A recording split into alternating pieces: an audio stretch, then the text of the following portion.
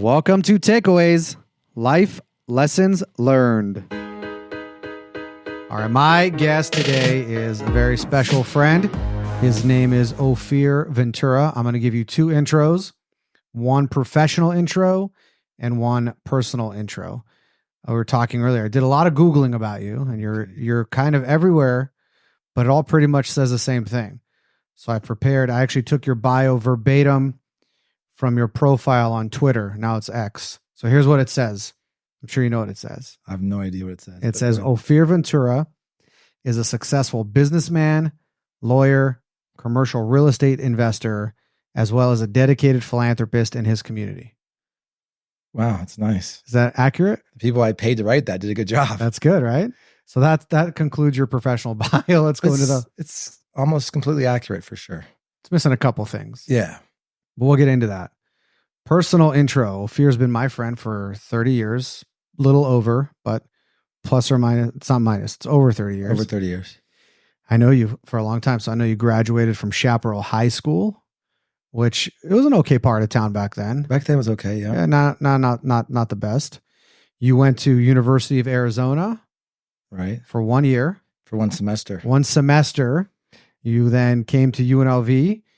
You still managed to graduate early, although you squandered a semester. You didn't squander, Sure. but you focused more on social activities than you did on academics. Right. Then you went to law school at Cal Western. That's right. Did you graduate early too? Yes. It was a 3-year. It's a 3-year program. I did it in 2 years. Yeah. Okay. You're starting to get a sense of this guy here. While in law school, you hired a mathematician to calculate some formulas for you for a table game that you invented. Right. What was it called? It's called High Five Poker. High Five Poker. Right. What'd you do with that thing? I sold it. To who? Shuffle Master. So you're in law school, you hire a mathematician, you invent a table game that you ended up selling to Shuffle Master. That's pretty cool. Yeah, that's cool. All right. So then you came back to Vegas, you practiced as an attorney for a bit, or did you work with 6 years. Did you go right into law, or did you work with a developer? Right into law. I was in-house. I did an internship at Venetian, by the way. Oh. For 3 months, which was fun to deal with client complaints. And then I worked for a developer in-house, which means we do the condominium developer. So you do like the contracts, the HOA law, stuff like that, purchase agreements, help with the financing. So that was more transactional. And I knew I always wanted to be a transactional attorney so I can go into business, right? Don't want to litigate. Never have litigated, never will. So that's what I did. And then started doing real estate because everyone was doing real estate. Weren't you a tax attorney for a minute? I was tax attorney for like 6 months. Very unique niche in the tax or in the law industry, especially in Vegas. We still only have like 2 or 3 tax attorneys in all of Las Vegas. So did that and just didn't like law overall. Representing clients is the fiduciary that's not exciting. It's not fun. Yeah. Even back helping then, people is fun, but not. You never had it like, I'm going to law school to be a lawyer. That was Right. never your thing. You were going to law school to become an attorney, to be able to do business better. Sure. And remember, I was 20 years old. I mean, what do we do when we're 20 years old? Like, still trying to find yourself. I graduated college at 20. It's like law school. Just keep going to school. Law school was interesting. MBA wasn't interesting. The irony in that, but it was more, I want to do business. All right. So from there, you had your hand in many businesses, including gaming, real estate, your family businesses, real estate. We're going to talk a lot today, but I want to make sure we talk about the time that you and I found ourselves in San Jose with Tito Ortiz. Yes. And how that came to be. I want you to tell the story of how you met another guy named Jon Jones. Sure. That people might know. Before we get into that, let me just add some more in your personal bio. I know you're a family man, dedicated to as a son, as a brother, entrepreneur. You're an inventor. You're a patent holder. I would say you're a guru in gaming, in sports, in NFTs, in crypto. Anything else you're a guru in? I don't think so. I don't think I'm a guru in anything. I think I just have a wide net of knowledge on multiple industries and sectors. Yeah. And if I don't know it, I want to freaking learn it.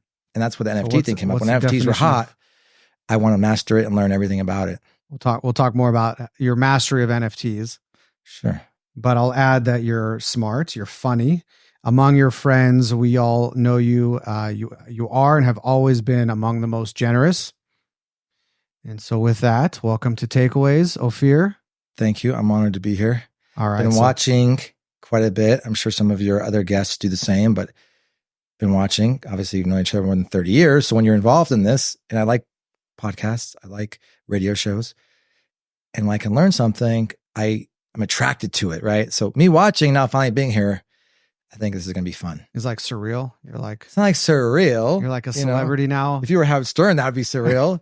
But you know what I mean? I'm honored to be here, and I'm excited to be here. And I think watching for so many years and then finally being able to be here, it's really neat. It's a good experience. Do you think when you're done, you're going to listen to it back? This episode? Yeah. Of course. You know how many people like cannot hear themselves after? I am one of those people, but I'm intrigued to see how, it turns out. Yeah. I won't remember everything. So that's why, but I do not like hearing my voice. That 100%. Like I have notes and I know what I'm going to talk about. I know what we talked about. And then I watch it back. I'm like, I forgot we even talked about it. Okay. But what about your voice? Can you hear your voice back? Initially, no, it was hard. Now I am used to it. Well, here's a funny thing. Like I'll hear things back, maybe time goes on, I hear it back. And like the joke I would have made, I make as I'm listening to it. And then I make it. I'm like, this guy's funny. Wow. That's experience though. It's fun. Yeah. Yeah. It's cool, but cool. That's experience. All right. So I gave my intro of you, but tell me in your own words, who are you? Tell me, what do you do? Well, when I introduce myself to new people professionally, I think I typically say, I'm an attorney. I'm still licensed. I say that, but I don't practice anymore, which is not really true, but I just say that. We'll get into that a little bit later. And I say I'm a small business owner. It's just a lot easier to stick to that. And I told you that, in some of our conversations recently, that I sometimes used to say, I'm a serial entrepreneur or I own 7 companies, but then it just comes out very pompous and then they start asking more questions. So I just say small business owner and an attorney, just way easier. So that's my intro, my professional career. I think you touched everything on my professional career, my personal career. I think you said everything, I just try to meet great people along the way. I try to give back as much as I can. I'm most proud of myself being a philanthropist than I am helping other people. Most of it anonymously. I know we're talking about it now, but I'm not going to say specifics, but that's what I'm most proud of when I talk about myself. The business stuff to me just comes easy. It's not like, oh, I did this or I sold that, or I just think it comes so easy. So I don't really pat myself on the back when I have an accomplishment there. It's when I help other people and do the philanthropy stuff, right? A lot of wealthy and successful people in the world. And then you have to ask yourself, how many of them actually give back, right? And that's how I just try to distinguish. You're not successful unless you're successful and you help others. So personally, that's why I wanted to make sure I just added, even though you did already. It's so important to me. So you're an attorney and a small business owner. Yes, that's right.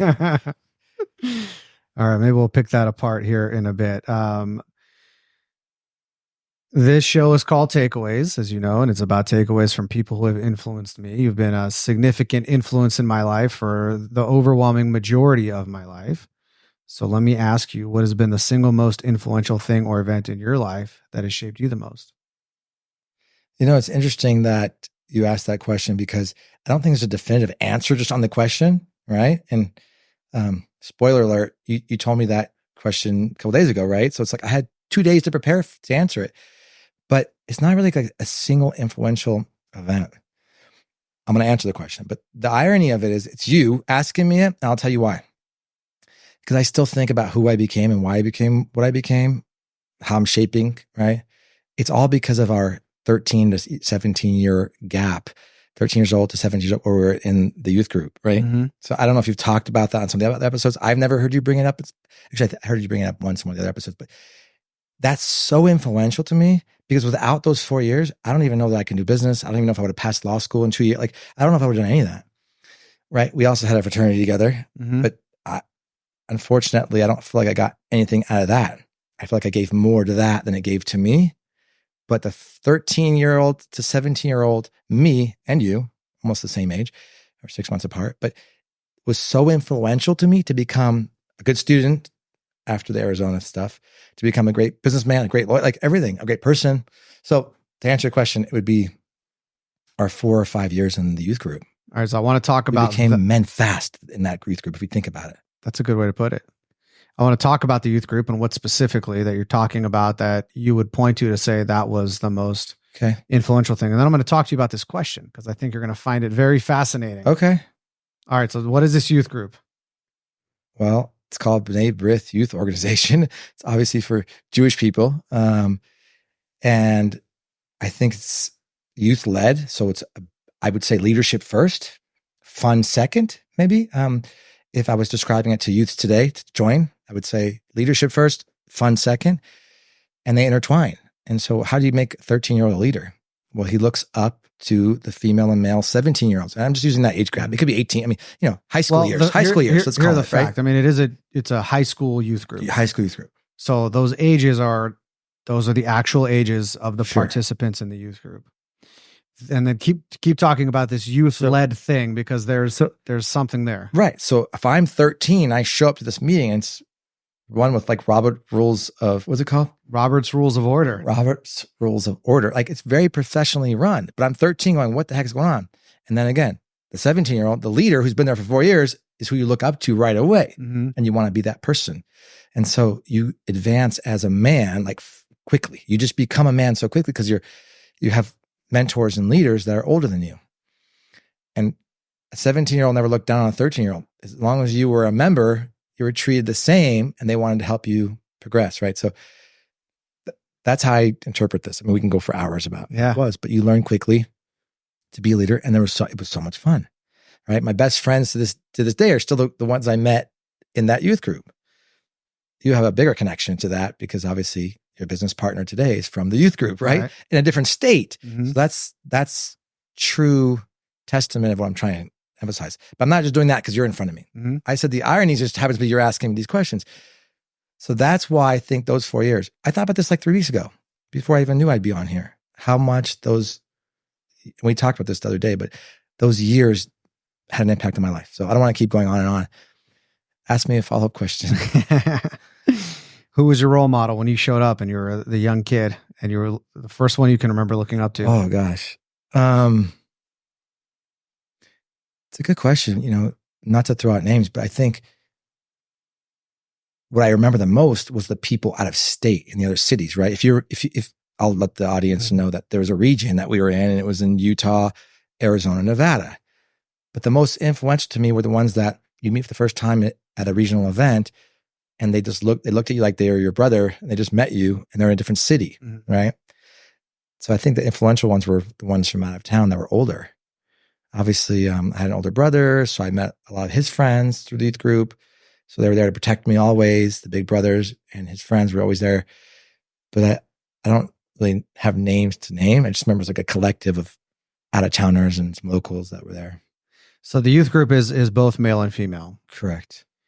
We met weekly. It was like Wednesday nights were the meetings, and then we'd come together. The youth-led part is this part that it's just kind of a term, but until you live it and understand it and come out of the other side, you don't really understand like how powerful that is. So we as the kids would show up. There's like an advisor maybe in the room that's just sitting there making sure we don't, bleed all over the carpet if something bad happens.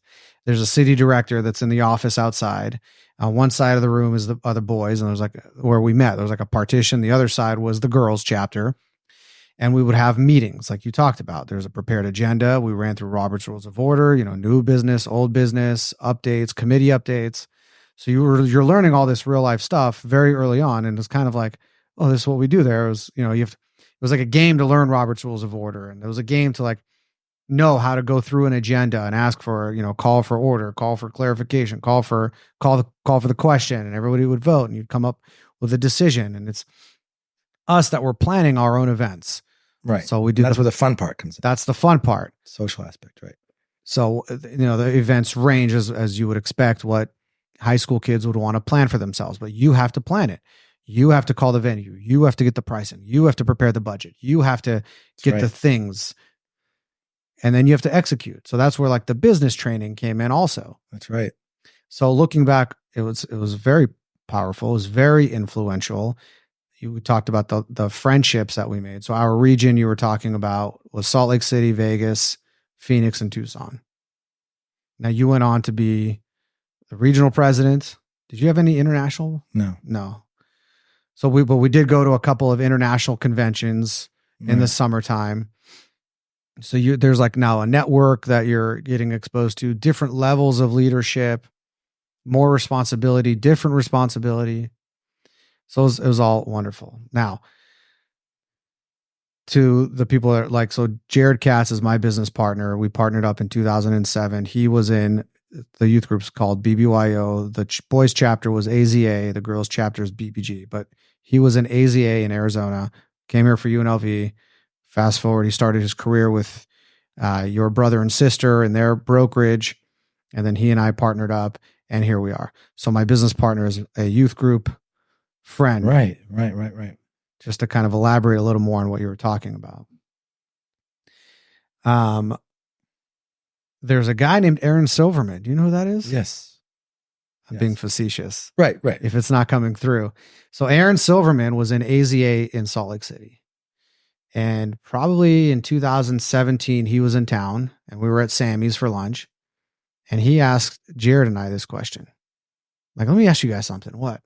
What's the single most influential thing in your life that has shaped you the most? And the same thing, like you have to sit down and think about that. Like, well, it's this. Well, no, is that the most influential? Like, is this the most influential? You have to kind of like go through. I landed on the same thing you landed on, which was my time in BBYO. I want to add something though. Yeah. And I just thought of it right now because you mentioned Aaron Silverman. So I went to Arizona, right? You graduate high school and you have the first time being away from the parents. And I went to Arizona because a lot of the youth group was going to University of Arizona in Tucson.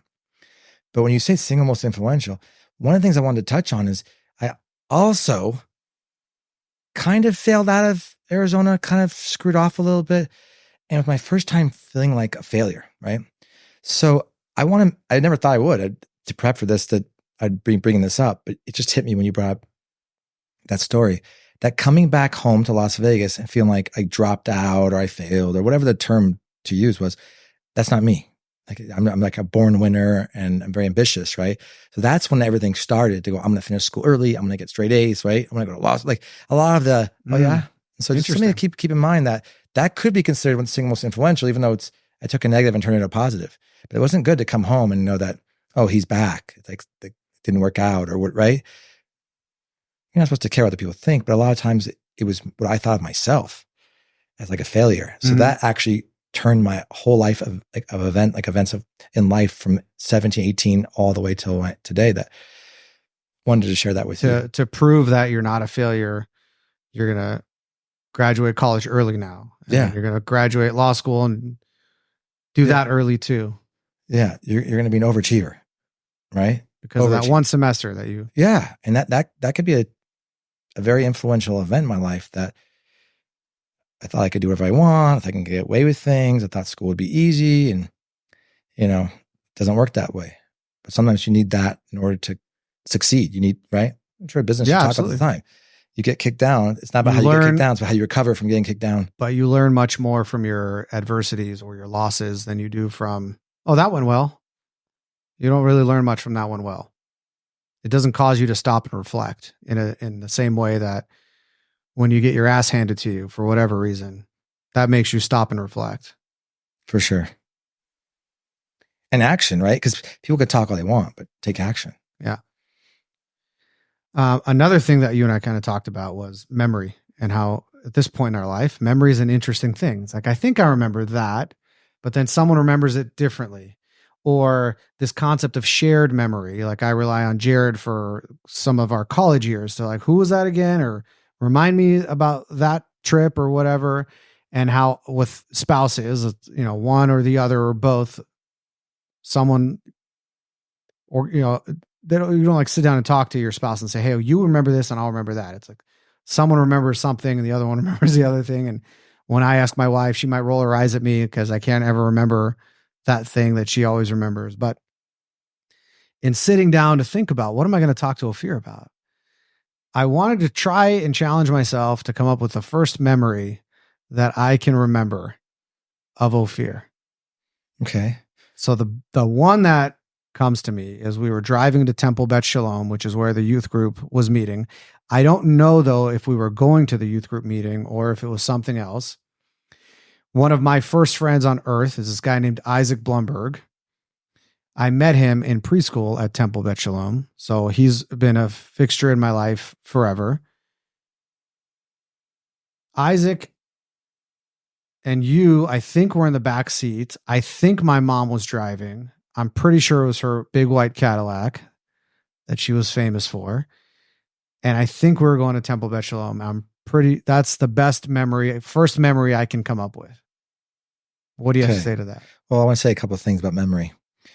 I would bet any amount of money. I do like to bet, it's a known thing, that you have a better memory than me. I think it has a lot to do with stress, not age. I'm only 6 months older than you, but the memory I have of you is inside there, meeting you for the first time when you walked up. And I actually remember it. You walked in, I was in the front of the room and you walked in the room. And I noticed that you were young, meaning young like me. So it was nice to see a younger face. I think we kind of snuck in a year early, maybe possibly. We were early into about a year. So I saw you. I was like, oh, a young person. Yeah. But I think the memory you have is probably a couple weeks later or a month later. We're going to other meetings, right? Mm-hmm. And then your mom was driving us. Yeah. She was very generous like that. And she'd always drive everyone. It could have been Isaac's mom that was driving. I think it was your mom, but it depends on which day and what timeline. Right. We'll never be able to figure it out. I'm sure Isaac's mom did drive us too, but I think my first memory. What's your first memory of Isaac? He came to my brother's bar mitzvah, I think. No, he came to some event, and his mom walked him in and introduced us. So Carlos and Alon had something going on, and we weren't in Asia yet, and it was like, you should meet Carlos's brother. That whole thing. But I don't remember if it was like a bar mitzvah or a party. I remember being Carlos like a party. Is Isaac's brother, Alon's your brother. Sorry, yeah. Right. See, that's why I told you. I'm talking like it's just me and you. No, but also like another thing like that, you remember when we talk about this stuff, we all had older siblings in the youth group, and that's why they let us in early. We were like 7th, 8th grade, I think, when it started really in 9th grade. I think. But because of our siblings, they let us come to the meetings and hang out. Right. Yeah. So we might be a few weeks apart. Doesn't matter what it is, but it doesn't matter. That's a long time ago. Because if we were in 7th grade, then we're 13 years old, right?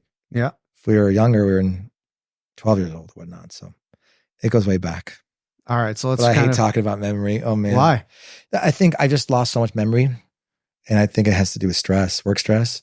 I don't think it's age, right? Oh, I'm old now. I don't think it has anything to do with it. I have older friends who remember everything, and they're stress free. So that's the mission. You stressed out? Sure. Yeah. I'm a little stressed. That's funny. Yeah. I mean, not at the moment, right? Just mean in general, right? Yeah. To me, that's one of the most difficult things in life is to manage stress. For me, it's a personal opinion. We can get into that later. I don't want to digress into other things. I want you to dictate what we're going you say something so juicy like that. Why would we do it later? Well, we can elaborate, right? That's my mission right now is to reduce stress. And then people that I see are the most happiest have the least amount of stress. It's not what they have. It's not whom they have around them. It's the stress level. You know, a lot of times we can control that. I'm still working on that, but you can control it. You could have 20 businesses and still have no stress, right? We're going to have business problems, but it's how you react to it. So I'm working on that still. After everything I learned the last 30 years, still working on that. But I think that's why memory loss occurs. Really do. I'm going to put a pause in the stress conversation, but I do want to come back to it. I want some of Ofir's best tips on handling stress. Oh, sure. We're going to go into it. Yeah. But let's sort of recalibrate. What do we know about this guy so far? This guy, Ofir Ventura. So, you're not originally born in Vegas, but you've been here the majority of your life. You were in this youth group that was very impactful into who you are. You had a little adversity your first semester of college that really propelled you forward to graduate college early, to graduate law school early. You worked with some established people, developer, tax attorney, and whatnot pretty early on. And then you ventured off into being a small business owner, as you call yourself now. That's right. I teased out a little bit, like Tito Ortiz and Jon Jones and some other things like that. Let's see where to, so we know that you talked about also, your perception of yourself, and I would validate that as a friend of yours for 3 decades, that, the comment you made is, I'm a born winner, but you've always been successful. You have always been a high achiever. Mm-hmm. That started before your college blip. Well, yeah. If you think the leadership in the youth group, yes. Right. Is that what you mean? Because I would always run for the highest offices and try to be the president, all that stuff. Sure. But even in high school, I mean, you're an athlete in high school. Sure. So where would you say that comes from? I honestly, that's a very difficult question too, because let's talk about siblings in general. I don't want to talk about family, but like siblings, right? We all have siblings, unless you're a single child, obviously, or an only child. But you can look at families and say, that guy's ambitious, she's ambitious, the other 2 are not, right? Or there's 2 of the 3 are ambitious, one is not. It's okay. I don't even judge people who are not. Mm-hmm. So the answer to the question, I just think you're born with it. I was talking to my nephew about it this morning. I was just talking about it, like him versus his 2 siblings. And again, if they're listening, it's not a knock on anyone. It's just some people are born with it, in my opinion. And so yes, you could be taught, and yes, you can, be groomed to be ambitious, but I think you're just born with it. That's the only way I could define it based on. You think it's more nature than it is nurture? I really do. Obviously, nurture is important, right? I didn't really go to the greatest schools if you use a ranking system. I think I have a good core, support system at home, parents. Yes, but I really feel like you could take all those away, and I just feel like if you're born with it, and there's the execution part, which is the nurturing, I guess, right? So I don't know if you're looking for the right answer, and if you ask all your guests that. I'm looking for your answer. But I'm telling you, I think you're born with it. I mean, I'm obsessed with it. And I just have other siblings or cousins, right? Friends, and that just are not. I would say not to your level, because all of your siblings are.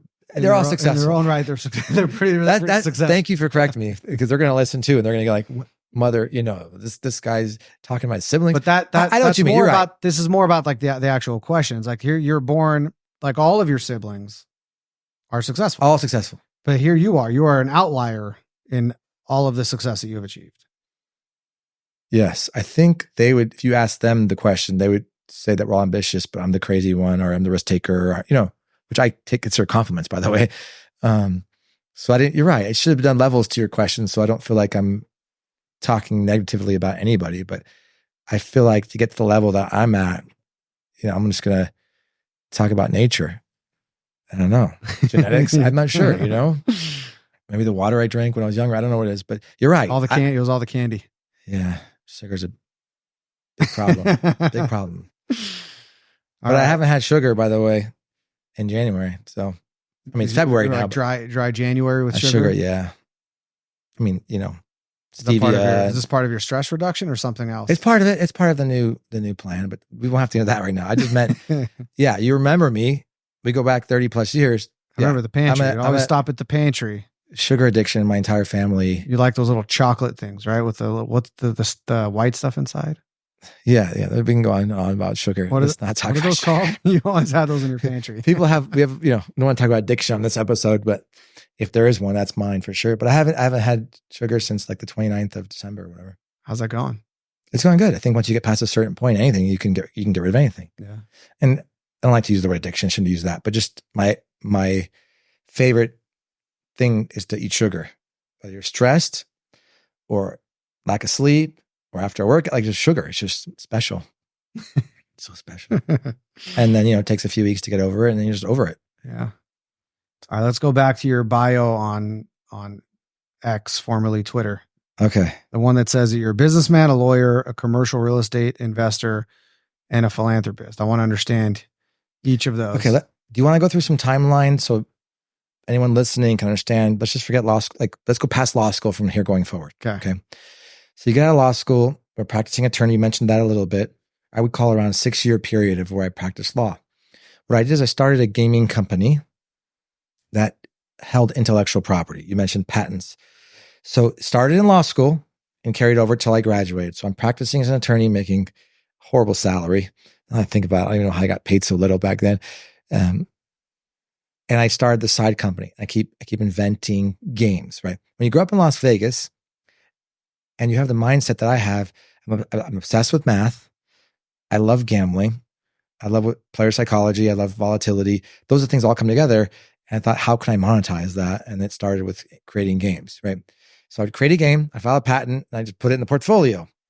There's a whole process to develop a game to put it into a casino, right? We're talking gambling games, not video games, not board games. So that was my first business that I started. If you think about it, that was my little LLC that I started called Inventive Gaming. Alongside that, real estate was booming in Las Vegas in 04, 05, 06. And I started a real estate company, still practicing as an attorney. So I had a little bit of real estate where I'd raise capital and buy a building, try to lease it up, increase rents. And then I had the little portfolio of games that was growing because every few months I would create another one and create another one. And so that's like my post-law school beginning. Just want to make sure that was clear. Mm-hmm. The law stuff gets really interesting because I know you want to touch on it later with the whole sports agency, which carries over to UFC fighters. It's really interesting. But because can't say I don't really practice because I kind of really do, right? Mm-hmm. Part-time and more of a hobby. So those are the two things I want to make sure. If you want to start there, ask me questions. Yeah, let's keep going from there. So the intellectual property portfolio, I sold the first one to Shuffle Master in 2005. I sold the second company after a certain amount of years. Company or game? It's a company because it's like, well, good point. I sold all the games to Shuffle Master in 05, not the company. The formality. So let's kind of dial it way back. So I remember like we'd go to the hookah lounge on Maryland Parkway, right? And we're talking and you're like, yeah, I invented this game. I'm like, what do you mean you invented a game? So you're telling me about what you did. Like, I love math. I love this. I love that. Right. I invented a table game. Like didn't you create a little, or did you go into the Shuffle Master office and like play it for them? The beginning was me. And then they gave me the resources to go come in house, right? But it was called High Five Poker. The first one's High Five Poker. Right? I did everything myself. Hired a graphic artist, computer programmer.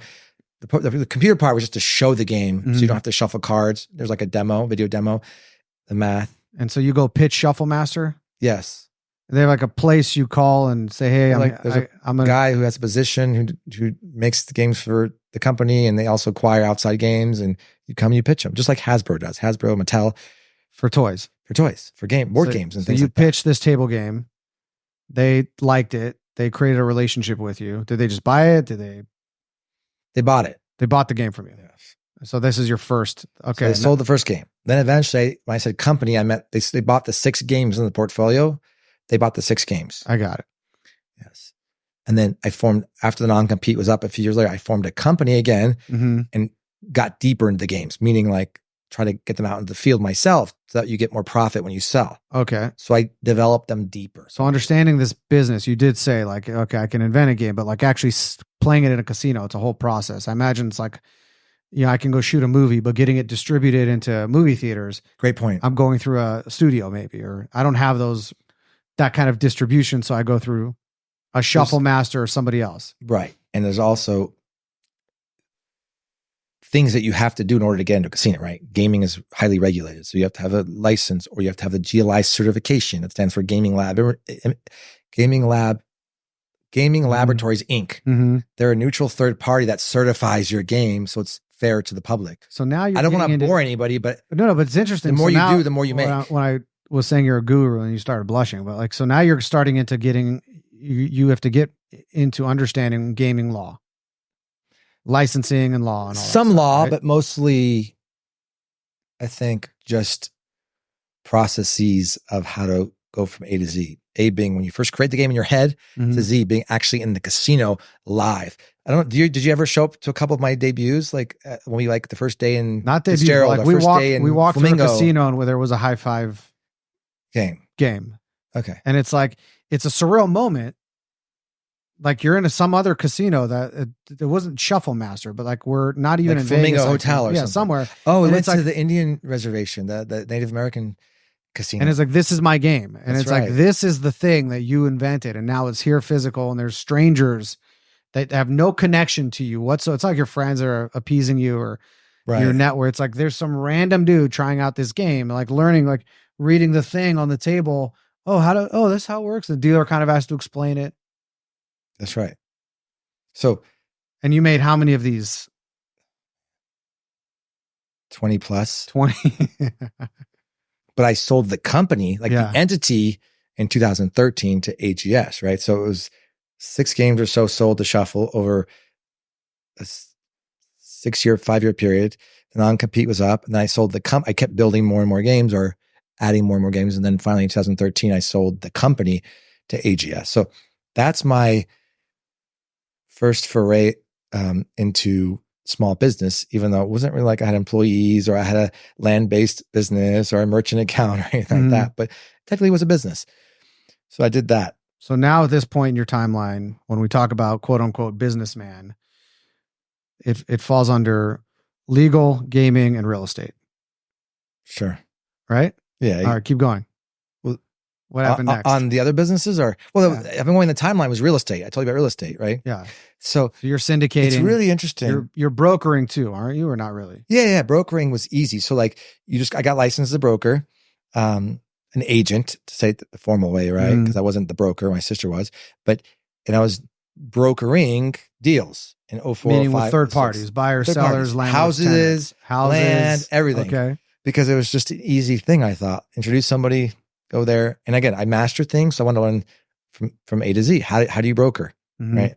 The farming, all the stuff that you know in your business to this day. I wanted to learn that. So 04 to 08, I learned that. At the same time, I picked up about 4 properties. As a syndicator. Which means I raised the money, I managed it and took a fee and took some ownership, right? So I did that from 04 to 2008. 2008 and 9 were another learning experience. It was like another University of Arizona, getting checked and losing everything that you have and built, like most people. Like I'm like in my 20s and I'm a multimillionaire on paper, right? Like everybody. I mean, I'm not saying anything that was like some secret. There was many of them. Some people own 10 houses and they're like, I'm a multimillionaire. And it all got taken away from all of us in an instant, by 2009. So I had to recover from that. So I'm just saying 03 to 2010 was intellectual property games and real estate. Stopped practicing around, let's say 2010. So I would say about six years. I keep saying that as an attorney. Meaning you're not receiving a paycheck from somebody else to do legal work when you say stop practicing. Correct. That was exactly. When I stopped representing clients, like, hey, I'm going to bill you, or I'm getting a paycheck. Correct. Exactly. Because 2010, 11 is when the UFC agent management stuff happened. All right. So how did that happen?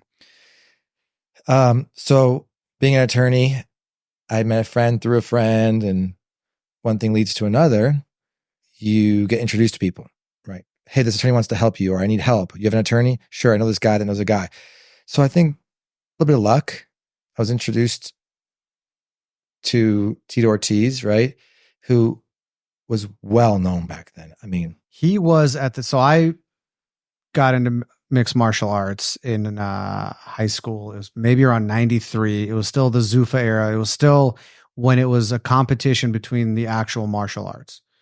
You get the karate. Pre-Zuffa. It was pre-Zuffa. Yeah, sorry. Pre-Zuffa. It was the karate guy against the boxer, the wrestler against the Muay Thai. And the whole concept was which martial art is the dominant martial art.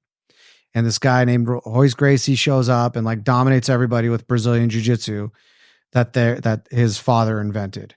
Right. Now, fast forward.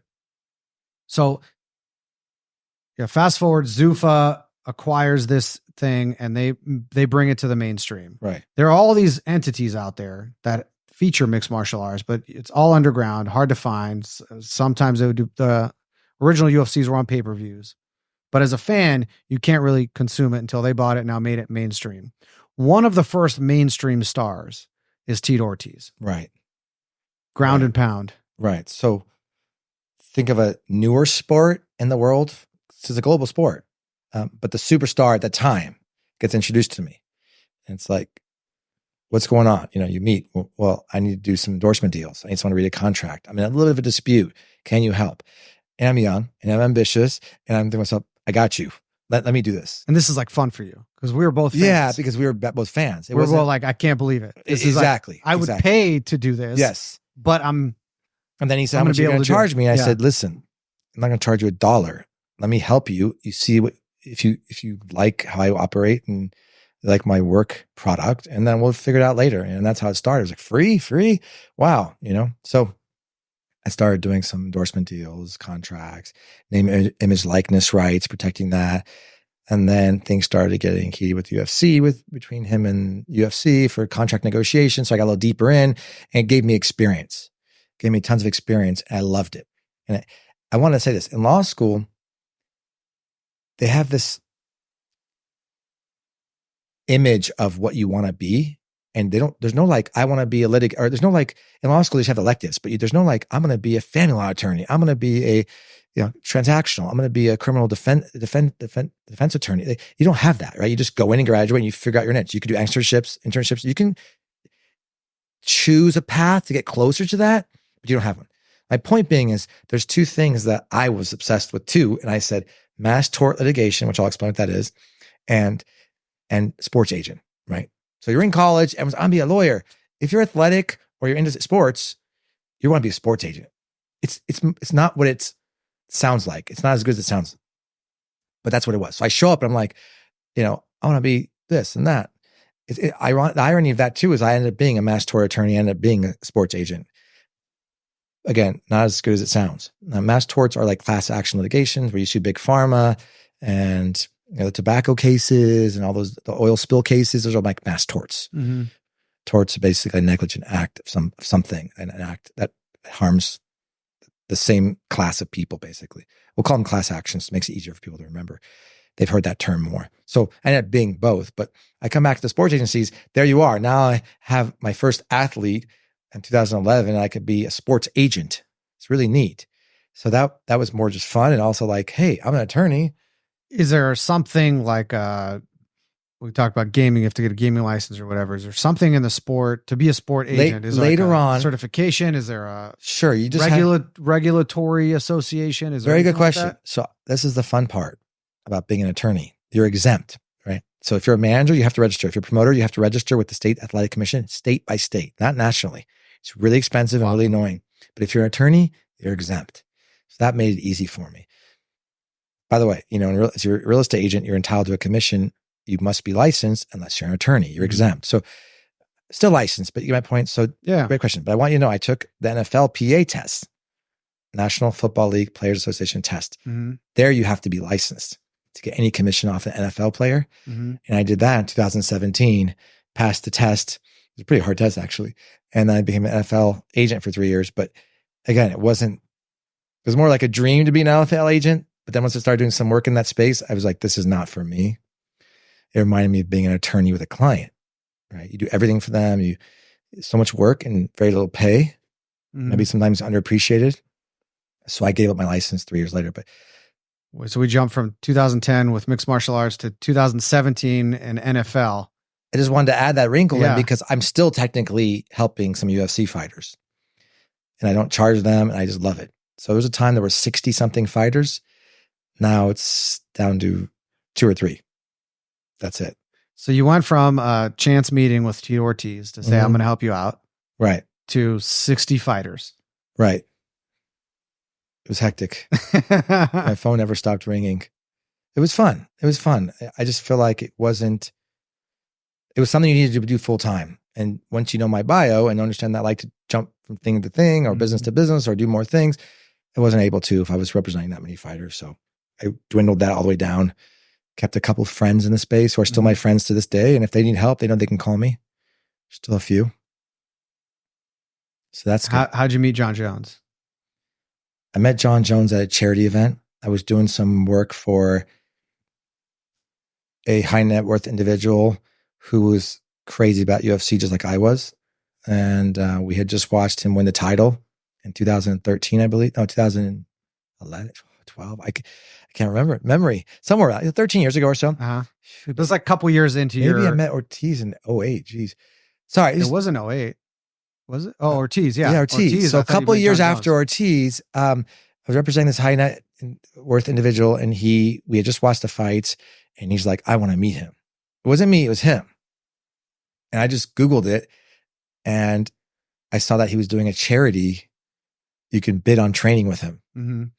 So I want to buy it. I don't care how much it costs.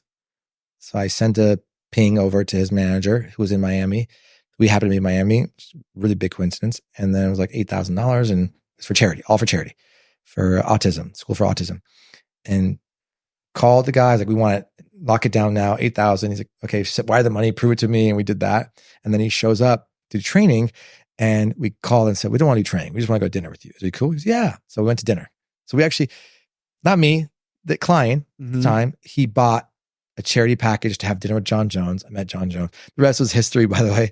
We're very, very close to this day. And I just wish I had the date and I have to look back. It was like a month after he won the belt. So that would be easy to find out. He was still relatively unknown. True. Because he was such a young champion. And all of a sudden, like, no one expected him to win. And he won. And we're fans, so we know, like, this guy is insane. Right. And I remember you telling me this story. It's like the charity thing, and like you guys went to dinner and like became fast friends. Right. Which is a theme with you as well. Right. You become fast friends sometimes with too a fast. lot of people. Not with Jon. Jon was worth it with other people. Sometimes it's too fast, but because I have this trust element where I just trust everybody. And so then a month later, he came to Vegas for this UFC Fight Summit, which used to be a thing that was required annually for all UFC fighters. And he called me. He's like, let's go hang out. And then we just hung out like friends. It was really neat. So we're still friends to this day. Just got back from Mexico City with him a month ago. He was filming a movie, pretty neat. And I went and tagged along. So still talk to him. You asked me, when's the last time I talked to him? The other day you asked me that question. It was like 2 days ago. Really neat. Nice. So we stay in touch. I'm only excited because I love him to death. So now you're a sports agent. Yes. One of the many things. So we're in like 2010, you're a sports agent. Technically, right? Yes. Sports agent. Entertainment law. What's the next thing you added to your business repertoire? So I think when things started getting better for me financially in like 11, 12, 13, I was really interested in investing in companies, right? Private companies, things that can go 10x, 100x. And that started in the early 2010s where I was, here's some money I want to invest in. So I started investing in software companies, started investing in potentially some food and beverage stuff, just people that had ideas, and I would give them a little bit of money, try to multiply the capital. So there wasn't anything more formal of like a business, but it just started building from there. And sometimes I get involved. Sometimes I was passive. And it just started to just grow. Well, now it starts like I'm thinking about what industry is that really? It's investing. It's not really angel investing because that's a specific category, but it's, I think now venture it's capital. I think now it's angel investing. I think back then it was more me just dabbling. Does that make sense? Now it's more formal. But even that, there's a skill set to build. There's due diligence to do. There's like even the nuance of, am I going to be passive or active? There's, when you think about yourself as a professional, I'm going to say venture capitalist, because there's different type of capital that you're deploying and different reasons and different return expectations. But now you're starting to get into that. That's right. So now you're a venture capitalist. I wouldn't use the word venture capitalist. Venture capitalist to me means like large numbers. I think angel's the more formal term to say like smaller numbers. Okay. But you're so humble. Well, thank you. But what I'm saying is, when I say the word master, again, I'm not trying to talk about myself, but there's no point in getting involved if you're not going to just master something, right? And that has a lot to do with the ambitious part. So if you invest in a food and beverage concept, like, I don't know anything about serving tables. I don't know anything about the back of the house. I don't know anything about those things, but I want to learn if I'm going to have some capital at risk for those ventures. So the angel part is due diligence. Who are you investing with? What's the upside? How do you underwrite? And then it's like, what sector is this? Should I stay away from the sector? What's the upside? So I just started mastering all of those and became a fanatic. All right. And I'm involved in a lot of software companies, including to this day. And those things to me excite me because AI's big. You mentioned NFTs earlier. Don't really want to spend time on NFTs. I end up, losing money. I lose a lot. And one of my questions is like, all this sounds so wonderful. And like, man, you're just knocking it out of the park. Like,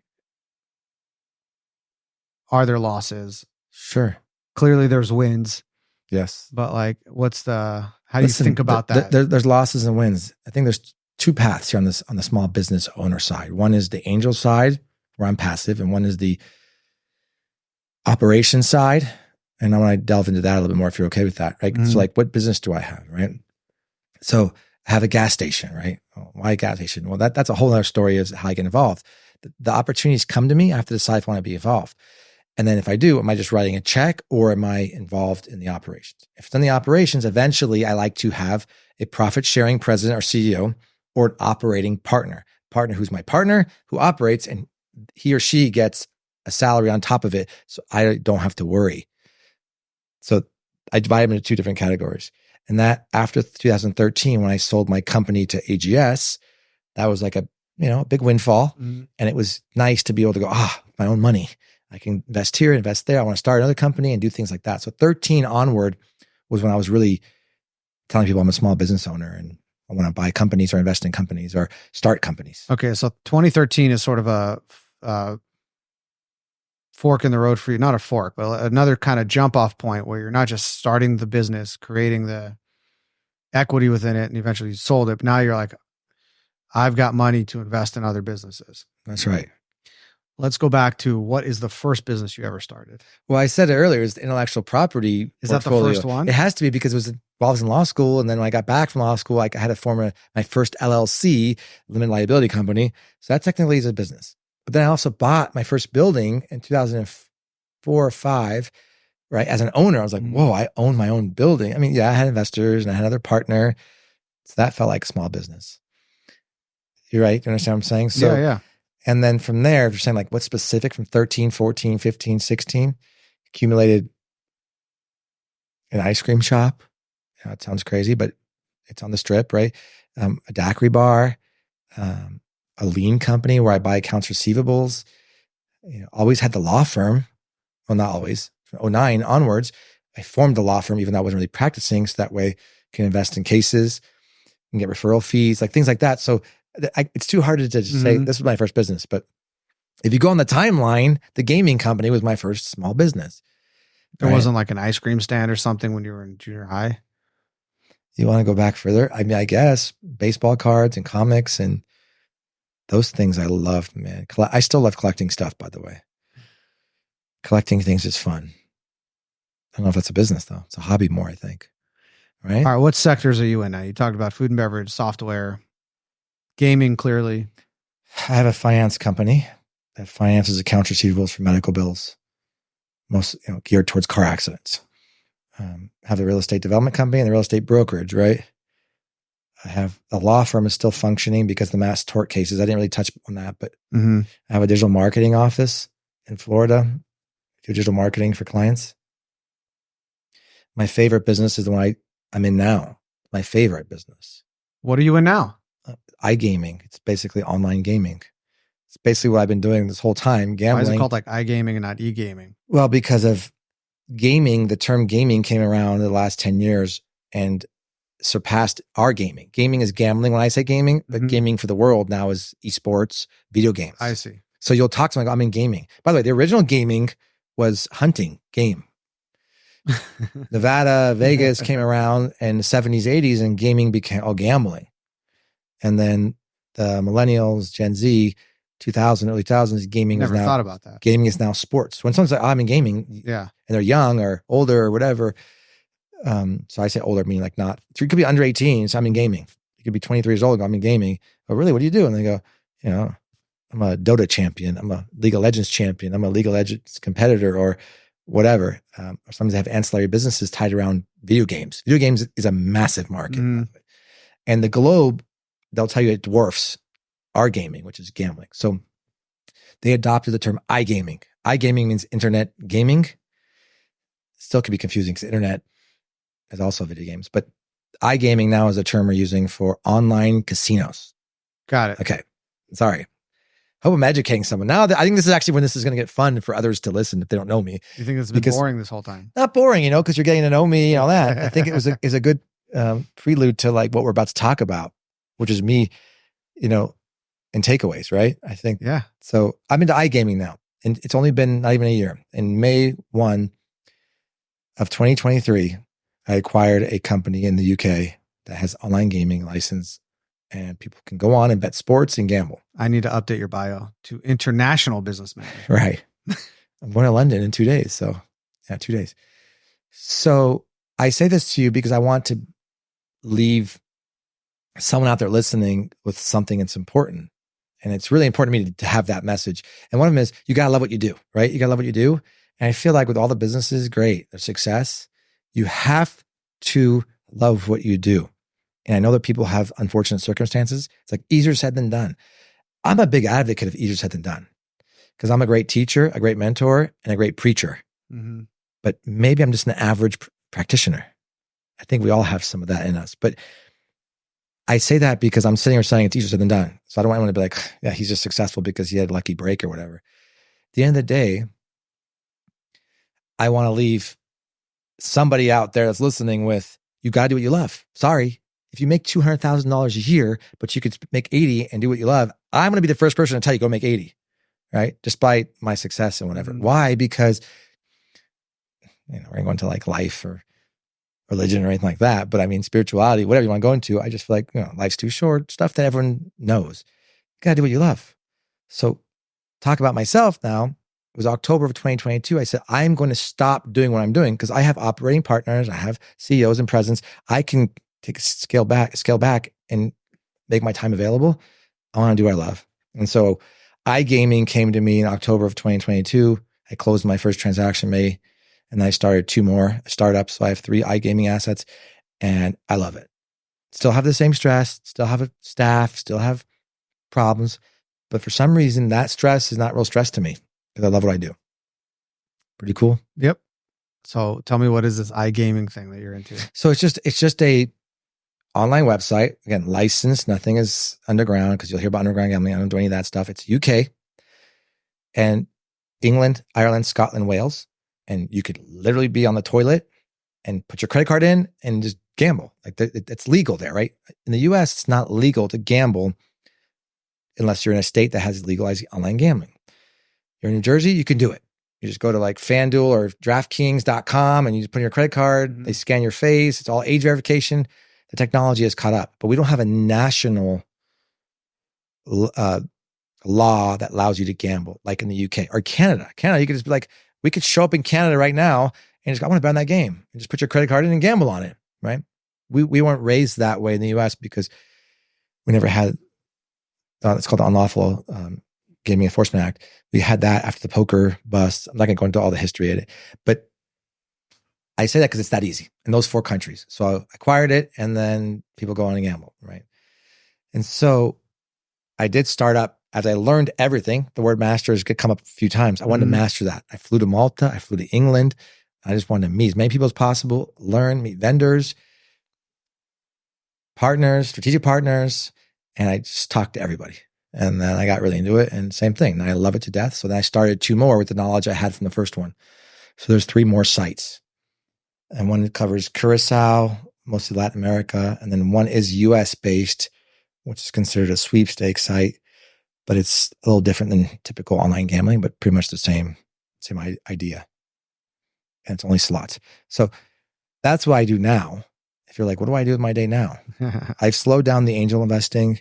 It's become, very time consuming to just get 15 decks a day and looking through decks. Mm-hmm. Right. So I've really slowed that down. 99% of that is gone. I have all my investments, but I don't look at deals anymore. I'm not trying to come to work and look at 3 deals to see where money is going. I'm just focusing on iGaming for, I think, 2-3 years. Yeah. And you love it. And I love it. So yeah, do what you love. So that's you as a businessman. That's me, full circle businessman. We talked about you as a lawyer already quite a bit. Are you still doing real estate investing? Yes. I don't think that ever stops. If you do it once, you're kind of hooked for life. You know what I mean? You could add more time, add more capital, right? But I think once you do your first real estate deal, I read something the other day that said the most billionaires in the world are due to real estate, right?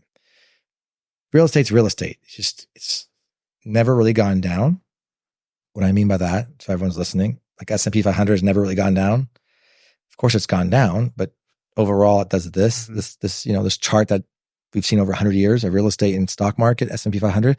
So you have your downtimes, but real estate, once you do your first deal, you're just kind of hooked. You just have to decide how many more deals you want to do and when do you want to do it. So I think it never leaves you, especially someone like me. I see all the deal flow in this town too. We live in Las Vegas. So no, I'm still in there. There's some development, there's some acquisition, stuff like that. It comes easy. So if it comes easy, you see a good opportunity, you'll do it. But now I underwrite based on time. Like, is it going to take my time? And if it's too much of my time, I'm not interested. And development is like that, right? Development, I look at it, I go, oh, yeah, I have people that work for me and entitlements. Well, developing a property is way different than acquiring an existing property. Absolutely. I guess specifically with your time and risk. Right. Before we talk about you as a philanthropist, your Twitter X profile doesn't say inventor. Yeah. Do you see yourself as an inventor or no? I think I have a creative mind. I don't think I'm artistic. Like I can't draw something or I can't like buy something and design it with colors, like a house. I horrible. I just have someone do it for me. So I'm creative, not artistic. I like to fix problems. There's a solution to every problem, I believe, like riddles. I think that tangles back into the inventor side. So if I see something that's missing, I would love to invent something to create a solution for it. So that's why I would say inventor, but I don't add it on my profile because I put that gaming stuff behind me. Not iGaming, the gaming patents and inventions, I put it behind me. That ship has sailed. I still have a lot of patents, by the way. I have a sports betting patent that's really neat. I have some video poker patents that's pretty neat. I have a online streaming sports content patent. So I have a lot of stuff still. Do you think you'd be this much of a patent holder if you didn't have the law background? Yeah, I still think I would. You would just find somebody else to I have a funny story for you if you want to hear the story. So when I was in college, I was with you in college, you know this. I was in Phi Alpha Delta. It's a fraternity, but not a fraternity like men and women fraternity with Greek rituals. It's still a Greek letters and all that, but it's actually a pre-law club called Phi Alpha Delta, men and women. And I was like, I'm going to be a patent attorney. I'm going to be a patent attorney. And going to all these pre-law classes and social activities. So I show up to law school and I swear the second day of school, somebody goes, what kind of lawyer do you want to be? I guess that was like an icebreaker, right? I was like, I want to be a patent lawyer. And they go, what's your science degree in? And I said, I'm a business finance major or graduate. I have a degree in business finance. They go, you can't be a patent lawyer.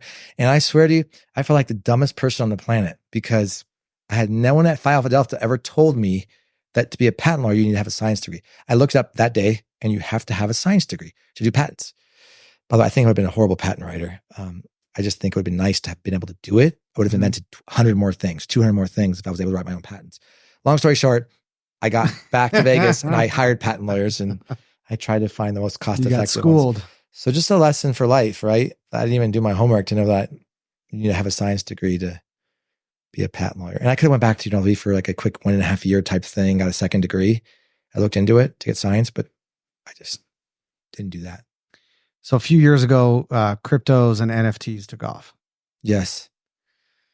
And I'm watching like everybody else. I never really participated.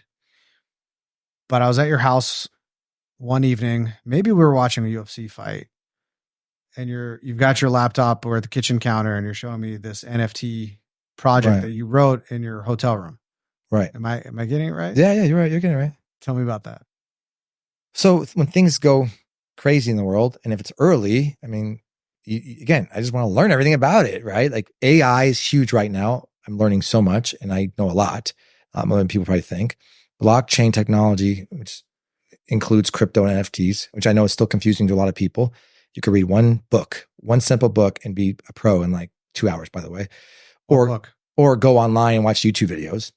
There's a whole bunch. Crypto 101 or blockchain for not dummies, but beginner blockchain. There's a bunch of books. But I saw this space kind of explode and I was like, I need to learn everything about it. So I learned everything about it. Obviously, I started investing in crypto. I believe there's still tons of room in crypto. But then this NFT thing came out and I was like, wow. And so the same, my mind just starts to get creative. Go, wait, that'd be better if you did this. That would be better if you had a game on top of a blockchain with NFTs where you went NFT. So I created this whole thing and started in that space. It was about a good 2-year window in that. So that's really all it was. It was me just seeing a new industry or new thing out there and a way to make money. And I just jumped in and thought I could make it better. And I believe I did for a short period of time. Well, you created an NFT game. An NFT game, which is called staking gamification. It's going to bore the crap out of anyone who doesn't know what I'm talking about. But basically you take your NFTs, which is like crypto, it's a digital token, and you can play the game by staking, which means you lock it up and you choose you make decisions along the way in order to increase your value of your crypto, your NFT value. Mm-hmm. Basically what I'm saying. That was the coolest thing ever. I still think it's the coolest thing ever. You launched this game and people bought the respective tokens and they're playing the game and I'm giving away prizes You're creating other tokens and they want to keep playing. Yeah. So I always thought there's a takeaway. A lot of people see this thing happen and they like participate as a whatever. I'm going to buy it or I'm going to play or whatever. You have always been, well, I'm going to create something for it and have other people like the way make money off other people, right? Yeah, the way that you're enterprising is not to say I'm going to, buy Bitcoin at this and hope it goes up to there or, collect this NFT and sell it here or play this thing there. You're like, I'm going to go and write the code to create the game for other people to participate, just like you did with the table game. That's right. Yeah, that's how my mind thinks right away. I always thought that was so cool, by the way. We're sitting in the kitchen, like, no, I wrote this thing in my hotel room. Yeah. God, I want to know where I was. I remember the hotel room, but I just don't know what city it was in. Again, memory loss from the stress. Yeah. Yeah. So you're a philanthropist?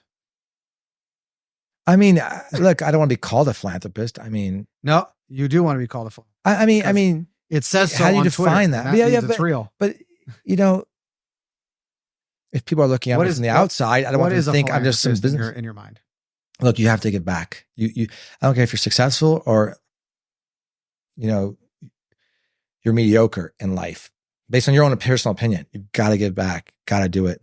I mean, so when I say philanthropist, yeah, there's easy ways to donate or contribute in philanthropy, which is like write a check to 10 different organizations, like, whoa, I'm a philanthropist. And there's time, there's mentorships and things like that. So I try to do all of it. The last few years have been tough with time, but I'm still trying, right? And so my definition of philanthropist is you do all three. You donate if you have the means, and it could be $1. I mean, relative means. 2, you give time, and what was the third one? You mentor, I guess. Yeah. I was same thing. 2 and 3 might be the same. There are 3 ways. Okay, go ahead. Time, talent, and treasure. Okay. So I can give you my time. I can so mentor, my, I my use talent. Yeah, mentor. Yeah. Right. So that's good. That's the way I put it, because I never really defined it like this. I never listen. But you've always had this value of giving back. Always. Where did that come from? I don't know, man. I'm very sensitive and I just want to help people. I have a really hard time, just like we talked about earlier with sugar, saying no to sugar, a really hard time saying no to people. It's a very bad flaw. But when you're driving down the street and there's a homeless person, I can't like drive off without giving them money. I just can't do it. I think it's a flaw because, you can pick and choose and things like that, but I try to control it. And so I think the more I'm exposed to, the more, homeless people or shelters or whatnot, foster children, kids with cancer, like I just have to give. So I think, driving down the street at a red light, I don't know, has a sign. I don't have the conscience to drive off without helping. Even if they have a bad past with drugs, because that's the stereotype, right? It's like, don't give those people. They probably do drugs and booze. I don't really care. That's not what I'm here to judge. They need food, right? So I believe that because you can look at them and go, they need food, right? So that's all I care about is I'm helping. So those are strangers, but also in your friend group, you're an unconditionally supportive friend. Yes. It's not, not just monetary support. It's time, talent, and treasure. Although that's there all too. 3. We talk about you. I mean, you're like one of the most generous of all of our friends, and that's saying a lot because we're all pretty relatively generous. Right. And you said, where does it come from? The whole question started, how does it come from? I don't really know the answer. It's like, I don't really know the answer about why I'm ambitious. Am I born with it? What got me into just wanting to help people? I think the characteristic is I have a hard time saying no. What would you say like your ROI of generosity has been? Not the homeless person on the street, but like, and not necessarily your close friends that you're going to be there for anyway, but like, there's that next ring out where, oh man, this guy's, helpful, can be helpful. And people ask. Is this question asking what was like the number one ROI on, like, meaning what's the most fulfilling thing I did? It could be that. It's more like, because I've got some private anonymous stories that will No, no, no. I'll probably blow your mind too if I tell you them. We could keep them private. Obviously, you're private and anonymous for a reason. I mean, like you help this person, that person, this person, that person. How often is it met with either the help it did what it was intended to do, which is, lift them up out of a bad place. How often has it been met with they're asking for more and more and more, and it's an endless pit? How often has it been met with, the adage, no good deed goes unpunished? I'm trying to think how to answer this question without being too personal, because I don't ever talk about it. But I think you have both sides. One is it's so fulfilling and it worked. And the other one is you help somebody and they just shout in your face. Sorry, excuse the word, but you get what I'm saying? Like you got nothing. I don't need anything in return. I mean, should I get into some examples? Do whatever you want. We should, because you said talk and then we'll figure it out later. Fine. I'll give you 2 examples of good and 2 examples of bad. Ready? I won't say names. Somebody's mother needed a heart surgery and no insurance, right? So I paid for the heart surgery. That's very rewarding because the person is still alive, by the way.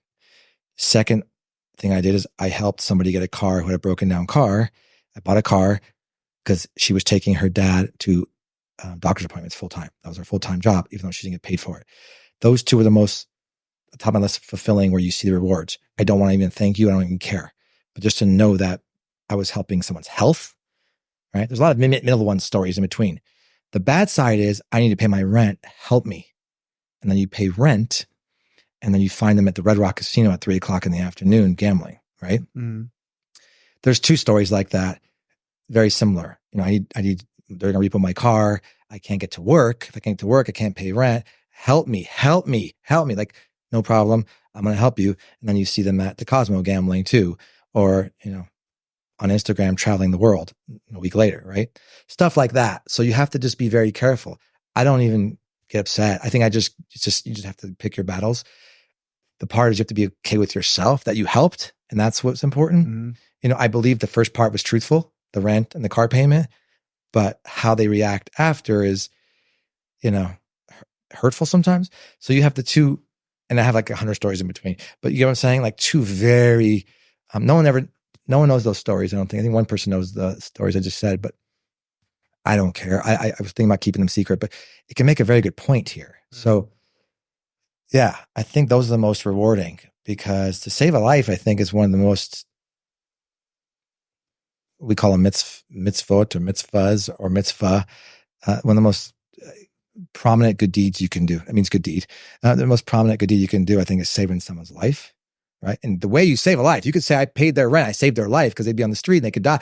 But I'm saying, if you actually save someone's life by doing something healthcare wise, that to me is the most fulfilling. And I don't know, I don't think many people have the opportunity to do that. So that's interesting. I'm not a doctor. I bet doctors get a lot of those mitzvahs, right? Because they're on the operating room, they save someone's life, had a 10% chance of living, they saved them. That's amazing. Never wanted to be a doctor, but I'm trying to be a doctor this way. I don't go out and seek it. It just kind of comes my way. Mm-hmm. And then you also have to be careful, because I told you the bad stories. The bad stories also come with, even doing this is public, right? And a lot of the charities know that I give to charities. Like they like solicit me and stuff. So you have to be careful too, to be a target.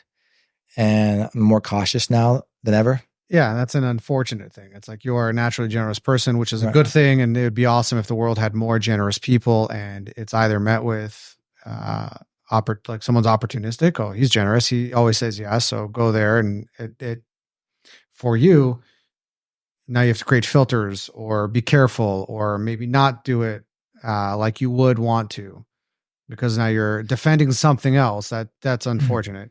And then it's, the adage is there for a reason.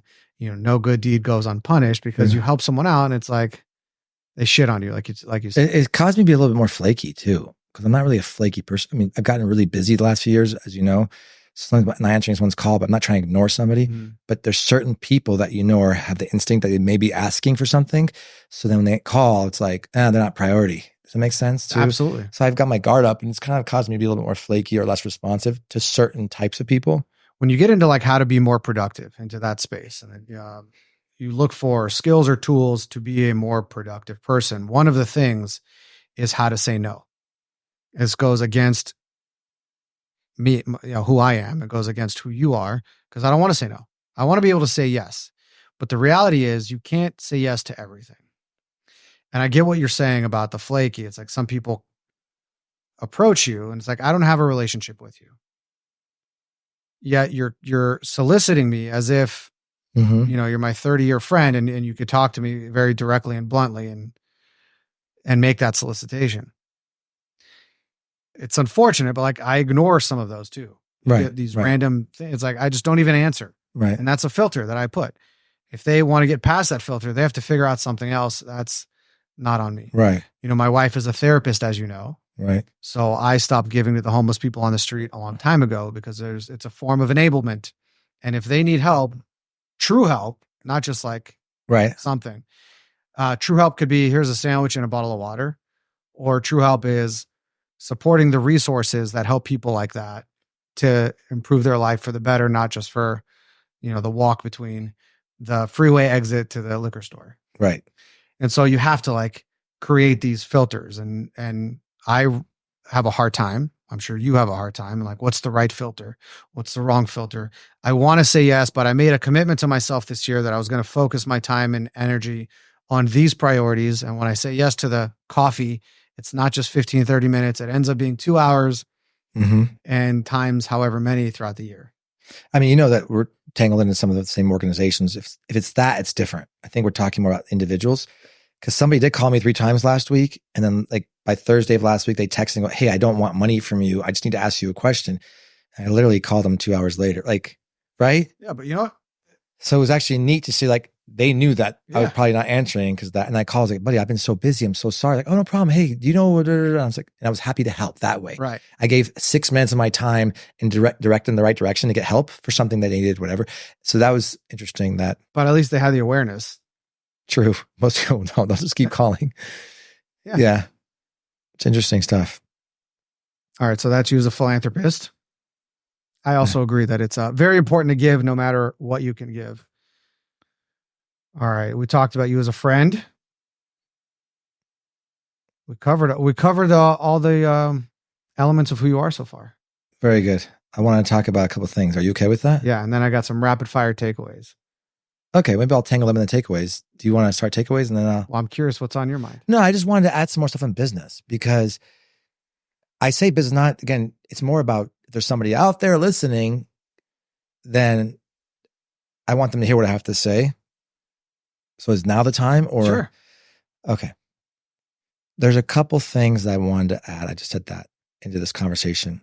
One goes way back to our history too. Because do you remember that I used to have that slogan, just do it? You remember that?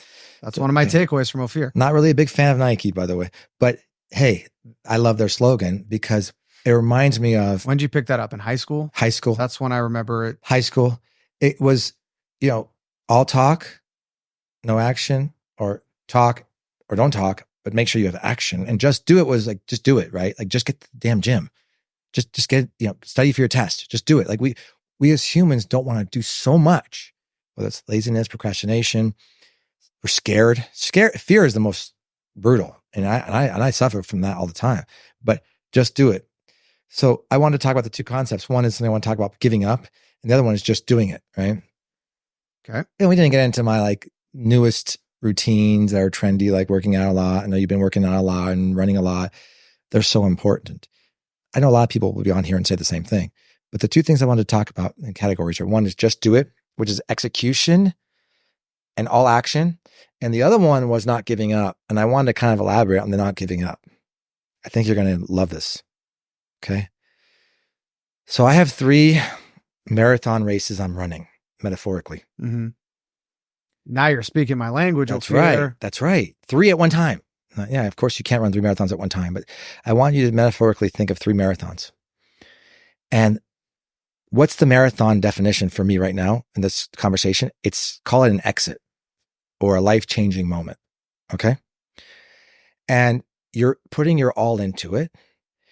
There's 3 at the same time. Yes. Don't have the time, but I'm doing it. And you're told that the race ends at 26.2 miles. Is that correct? Mm-hmm. Okay. Let's say 26.2 miles is October of 2023. And the other one is November 15th of 2023. It's actually, the irony of it all is they're all supposed to be in the same month.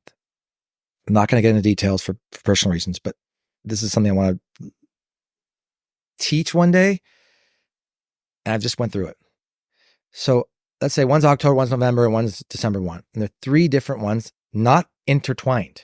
They're all related to me, but they all could be life altering, life changing for the better. Not scary stuff, good stuff.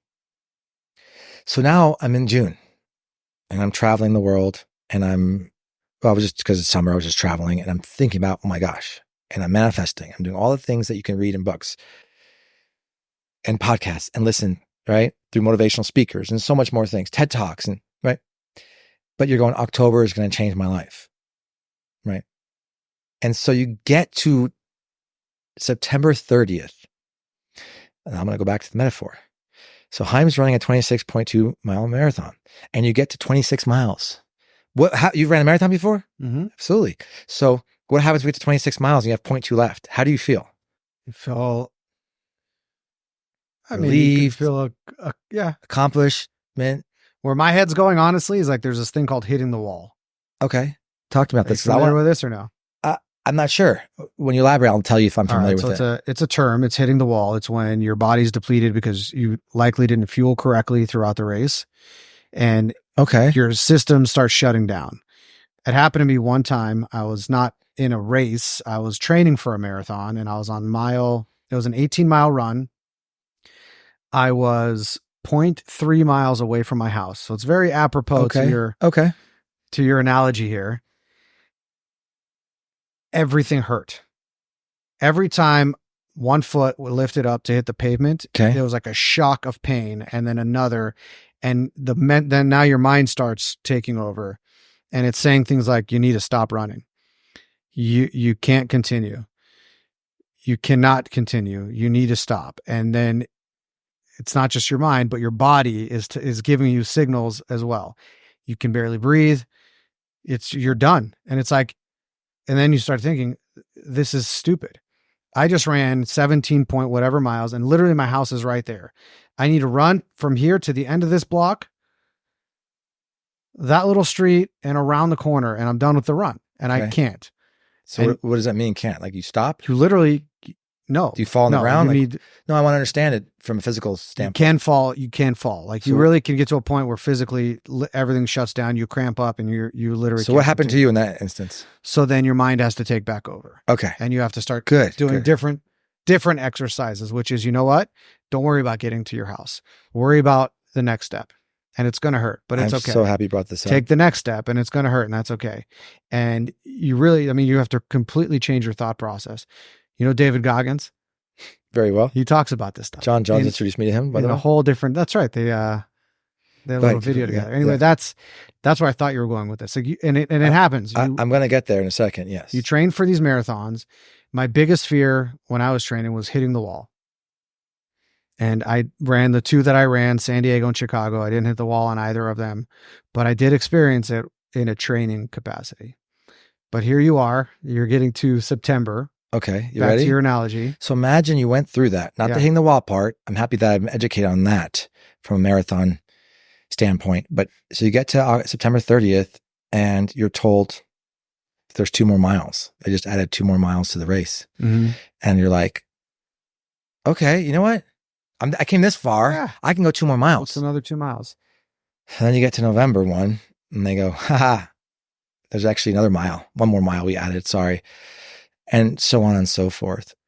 And I felt like my body was hitting the wall. Metaphorically, again, I'm using that. I just learned that, but it's called giving up, right? And so this last year has been such a lesson for me because the mind has to take over the same way and go, you can't give up. You can't give up. Now, there's some financial resources involved, which could be draining. There's lack of sleep. There's possibility of not finishing the race, which would be losing everything in these 3 marathon races. They're very big things, massive things. And so I wanted to state the stories or use it in the metaphor because I felt like giving up last year, like a lot, because it would be 1 more mile, 1 more mile. I'm at the point now, there's like 100 meters left. And it's how many times can you go without hitting the wall, right? We could use that now. Yep. And so I'm still going through that right now, but I wanted to relate that to the public because no matter what you have going on, it doesn't have to be business. These 3 are all business related, by the way. but they're life-changing things. So if somebody has a personal relationship issue, if somebody has, familial issues, if somebody has health problems, like you get to a point where it's like, I'm supposed to be healthy at this point. I'm not, or I'm supposed to have made up with my parents or something that I haven't. They got to just keep fighting. Right. And so that's the hardest part. And I think this relates to you, relates to Goggins, relates to the mindset you just mentioned. The mind has to take over.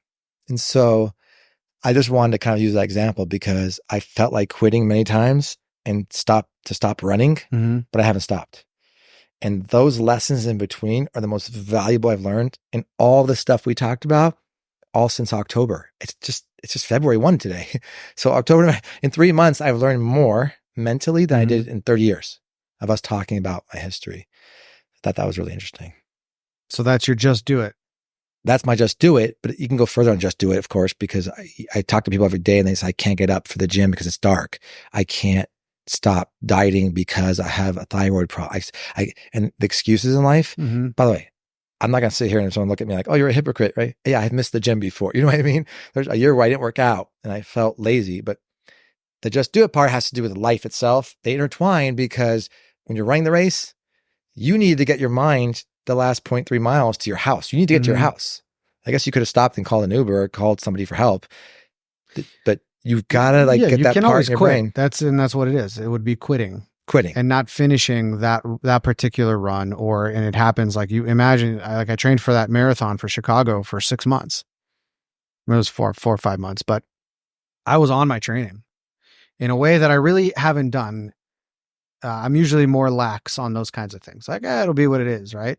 But I was on my training and it happens like a lot on social media. It's like the algorithm knows that I'm a runner. So you get all these stories and imagine you're trying, I get what you're saying. Like you've been training and running for however long on these things. And like, you could see the finish lines right there, but then it moves on you. It's not even like you yourself bonking. It's like the goalpost got moved on you. It's so crazy. And what do you do all then? Three. You can suffer for a little bit if you aren't strong mentally, but you eventually have to get your ass right back up and keep running. You got to keep running. Financial death, or, again, metaphorically speaking, if you stopped running and everything just shut down and you don't get a medal, I mean, you can drag your ass to the finish line and get a medal if you want that, but I don't think any of us want that, right? You trained to finish. You didn't train to have someone carry you the last 0.3 miles. So you just got to keep going and keep going and keep going. So I'm actually just experiencing that right now. And it was so weird how I was explaining this to someone. It was 3 of them. It just happens to be 3 of them. And the goalposts, yeah. Because you're an overachiever. We already established I think I'm being tested. I think I'm being tested completely, entire 30 years of me to this next 4 months. And I am so confident that by June 1, I'm making the race 52 miles. It's an ultra marathon. I don't care. I'm making it 52 miles and I'm preparing for 52 miles and then I'm good. Yeah, I'm good at that point. Awesome. Yeah. I don't want to get into spirituality and religion at all, but there was something that I did learn from it. And it's called, one of my teachers taught me it. And it was called, when something bad happens, I don't know if you heard this, it's called pause. And you say to yourself in your head, what a pleasure, right? What it means is did that really just, I think, happen to me? You just pause and you say, what a pleasure. And the reason why you say that is because that's going to teach you something that's going to get you something bigger at the end. I've been doing that and it's been working. So the goalpost gets moved again. I go, pause and go, what a pleasure. Because I know once I get there, it's going to be 10 times bigger than I thought or something like that. So there's something I wanted to share with you. There's this thing out there. I don't know which podcast I picked it up from or what author or who coined it, but there's this concept of that didn't happen to me, it happened for me. It's great. Love it. I think the guy that mentioned it was like a cancer survivor. Like, cancer didn't happen to me, cancer happened for me. And it happened for me to teach me how to persevere, how to survive it, and then how to help others. That didn't happen to me, it happened for me. This isn't happening to me. This isn't happening to me, it's happening for me. I love it. It's happening for me. Love it. As a benefit. Very relatable. Yeah, so let's do fast takeaways. Rapid fire takeaways, okay? Yeah. All right, let's do it. All right. I hope you had fun today. I'm glad you brought up the just do it, because honestly, I say to myself, throughout my life, Ofir would just say, just do it. So I'm just going to do it. I remember it in a different context. And it was really about like daring. Like there's this great quote about, the man in the arena and how the critic is in the stands, but you're actually the one that's there doing it. To me, there's always been a correlation between Ofir's Just Do It from high school and that quote throughout my life. But there was a time in our life where I called you Quick Shot and you called me Slimer. Was it Slime or Slimer? Slime. Right. What was that? Well, I think 13, 14 years old would probably be the time frame. We couldn't drive. I know that. We couldn't drive, and we got hooked on a hobby. Hooked is a good word. We were hooked on a hobby called laser tag, right?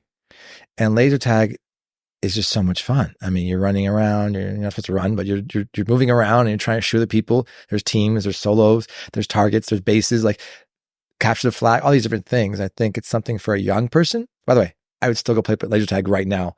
So not just a young person, but when a young person goes in that arena and experiences what it's like to be in a laser war and have teammates that are adults. Back to the mentor thing. Like we had some people that we just met, strangers that loved the crap out of us. So I think. So there's a place called Ultra Zone. Yes. On Maryland Parkway in Sahara. Right. In Las Vegas. And we're 13, 14, something like that. And we would get Ultra Zone would have like overnights. Right. Graveyard, whatever. All you can play. We got dropped off, I don't remember what time, 8 p.m. till midnight or something, which is insane to think about because I'd never let my kid do that. But we were members there. We were like league players, members. I remember we had the little chip thing. So fob. Everyone got their little fob and you put it into the vest and it would bloop, bloop, bloop, bloop, and your name would come on. Yep. Like this sounds stupid for us to talk about, but actually, to say that we were so active that when they renovated Ultra Zone at Flamingo and Sahara and they painted the restrooms, it was this awesome, like glow in the dark murals all over the walls in the restrooms with black lights. Yep. With black lights in it. So it lit up. It was a work of art. They painted the names of their regulars on there. And my name was on the ceiling and your name was on the wall. That's right. Slime and Quick Shot.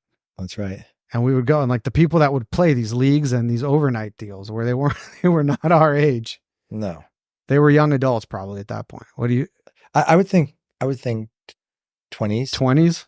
Some teens. I mean, they seem to us like they seem like some they 18-year-olds. Yeah, they seem like they're like 50, right? Or something, or 30. Yeah. Yeah, it was, wow, what a good time. So I don't remember, I was junior high or high school, but I remember like a upperclassman.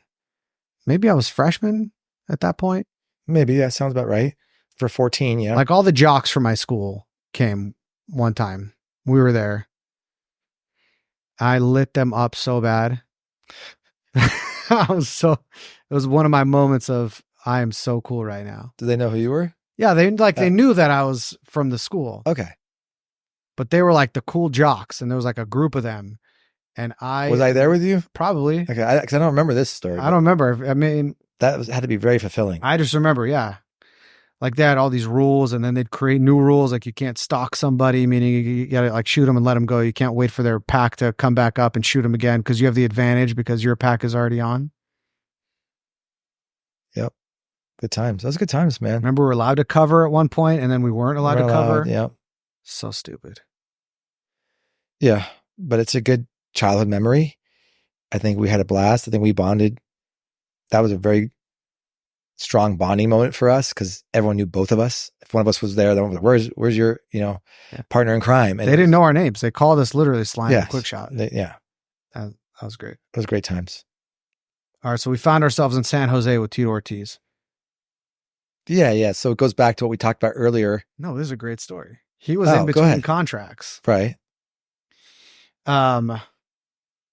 We were there not for a UFC card. It was one of the other promotions. Was a Strike Force card. Strike Force. That was the competitor at the time that had some money behind it, and they wanted to sign him, right? So they invited him to be in the stands, and whoever was fighting that night, maybe he would come in and fight them as like Kung Lee or something. Yeah, Kung Lee or some Kung Lee or Frank Shamrock. Was there Shamrock? Was it Frank Shamrock? Kung Lee.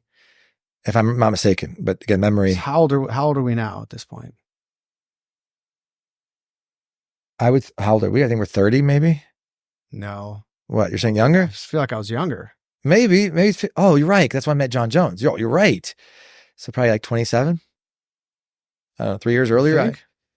I can go back and look at emails if we really want to know. Anyway, we're relatively young. I call it 26, and we're at 27. this like fight promotion with Tito and his like entourage. He had like a couple people that like were his entourage back then and would go around. So we go to we walk in through the backstage, sit with him for the fight. We're all staying in the same hotel as the fighters. This I remember. I don't get like starstruck. Yep, I remember this. What do you remember? You tell me this. You see Hoist Gracie in line or at the lobby or the front desk? We're in the lobby. Front desk. And I see Hoist. I'm like, Ofir. Holy shit, dude. Ofir. I'm like, it's Hoist Gracie. So like, can I talk to him? Can I go say hi to him? You took a picture. I did. I went up and said hi. Do you still have it? I'm sure on my phone somewhere. You should find it. Listen, let's tell the audience that Hoist Gracie you mentioned earlier was the UFC 1, 2, 3, and 4 champion, if I'm not mistaken. Legendary. And he was the smallest guy. There was no weight classes, and he would choke everybody out in a few seconds or a few minutes, and he beat everyone up, no matter how big or strong they were. So he was the legend. And we saw him in the lobby. Yeah. It was really neat. That was cool. Very cool. All right. I thought I heard you say once, this is pretty recent, that you were negotiating by the IP, the intellectual property for Garbage Pail Kids. I'm happy you brought this up. I want to make a point here. Yes, the answer is yes. I try to do that. So what happened? What is Garbage Pail Kids? NFTs. What is well, Garbage first talk Pail about Kids? NFTs, as everyone that may or may know. Yes, talk about Garbage Pail Kids. I'm going to get there. When I was a kid, I did the NFT project. Yeah. And I said, the next big wave is intellectual property. If I do a Garbage Pail Kids NFT, I will crush it, right? Because it's a collectible with IP, right? Garbage Pail Kids. So that's what it was. That's what it stemmed from. So I won't bring up NFTs anymore, but yes, I try to get the rights for Garbage Pail Kids for NFTs. What is Garbage Pail Kids? Okay. So the takeaway is, by the way, I have the first collection at my house right now. Still? I have 4 of them. Seriously? They're not in good condition though. From when you were a kid? I have 4 sets of the first series in the binders at my house right now, but they're horrible condition. When you're a kid, you just didn't give a crap. Now everything's based on mint condition. I don't know if you know. God, if you still had your magic cards too, by the way, do you put that on takeaways? If you still had your magic cards. Bring that up if you want later. I know, it'd be crazy. I'll tell you a funny story about that. Okay. Finish Garbage Pail Kids. Yes, I was just trying to get intellectual property. And I want to make a point in business. If we have time, I hope we still have more time. This is getting as much time as you need. Okay. So I'm doing this with the online casino. Don't tell anybody, but I'm trying to get intellectual property because I think people do this. It's not a bar is named after Old Red, Lake Shelton Country Bar. Like the intellectual property can help lift your value of your sale, whatever it is. If you're selling beers at a country bar and you have Lake Shelton, you're probably going to do well, right? That's obvious. But I'm saying there's a company in town that I admire like hell. It's called Ghosts. You know what I'm talking about? The energy drink? Yes. They went to a space that's one of the most competitive in the world. And they go, we're going to go get Sour Patch Kids and Starburst and Skittles. Are you aware of this? No. Okay. And they got the IP for it and said, we want to make our drink taste like Skittles and Starburst and Sour Patch Kids. And what did it do to me? I went to the convenience store. I love energy drinks because I'm not a huge coffee guy. I need caffeine. You also love Skittles. I know that. I love candy. I see there's Skittles and Starburst and Sour Patch Kids. I love all 3 of those, by the way. Sour Patch Kids probably the most. And I grab the drink and I drink it. I'm like, this is heaven. It's 0 calories. It tastes like Sour Patch Kids and it's giving me energy. Because that company's a multi-billion-dollar company. I saw it like the first weekend. They're based in Vegas, by the way. Right. The warehouse is like a block away in Decatur right over here. So go back to Garbage Pail Kids. I'm just trying to relate the two. I'm trying to teach something in business. I tried to get something that was from my childhood I thought would be mind-blowing, and Garbage Pail Kids, it's always stuck in my head as, by the way, what is Garbage Pail Kids? Do we even tell them? No. Okay, they're stickers. They're based like baseball cards, but they're stickers. You can so peel you them. Could buy a pack when we were kids. Buy a right? pack. You go buy a pack of Garbage Pail Kids. There's rare and non-rare. Yep. And you get the collection. There's like 370 in a collection. But the cool thing about Garbage Pail Kids is there's one good twin and one naughty twin. Do you remember this or no? Yeah, I'm remembering. Okay, now you're remembering. So you had like Snotty Tess had snot coming out of her, but the other one was like, Lady Tess, and she was like a pretty female, the same kind of face. So it's the twin, the evil and the good. So every Garbage Pail Kid had, and they were named like that rhymed, and they're really cool names. And the art was brilliant. Artists drew each one, and like an artist would draw 2 of the same, the twins. There's the evil twin and the good twin. So the whole set of 360 It was an even number. Like 180 were the good ones and 180 were the bad ones. And there were some rare, not rare. And so that's the garbage pail kids. Gosh, I love that. How do you even, here's the thing that stuck out with me, the takeaways. You're just a normal dude as far as I'm concerned. Okay. Even though you're not, but you're a normal guy. You're not like, yes. And you're this normal guy that's trying to find and negotiate to buy the IP for this thing that was so iconic in our youth. And I wouldn't have I've lost touch. I'd have to go and research. Who owns the IP for this thing? How do you even contact Well, them? Tops owns it now, but you look up who owns it online, right? And we have pretty good resources now. It's Tops. And you go to their IP department, and there's a department, and you email, and you go on LinkedIn, and you try to you ping them, and you try to. Lately, how far did you get? That's the only time I try to brag, by the way, bragging. But you have to kind of go in with hey, I'm not just some random guy on the internet. So I say, hey, I'm a business owner. I have multiple businesses. I'm looking to license intellectual property. So you start with I'm an attorney, and so you go, oh, and they this is not some, guy off the internet that's soliciting. So I start with that and go, I want to do this. So I say who I am, and bam, so I get some attention. I was never successful. I'm in reaching anybody, but you have to try. You can't get anywhere if you don't try. Just do it. Just do it. So that's that. But the ghost story is phenomenal, by the way, and it's very similar. I heard it's one founder. I had a couple chances to meet him. I don't remember his name, but he's in town in Las Vegas, and his company now is going global with Ghost. That he just said, Monster's great, Red Bull's great.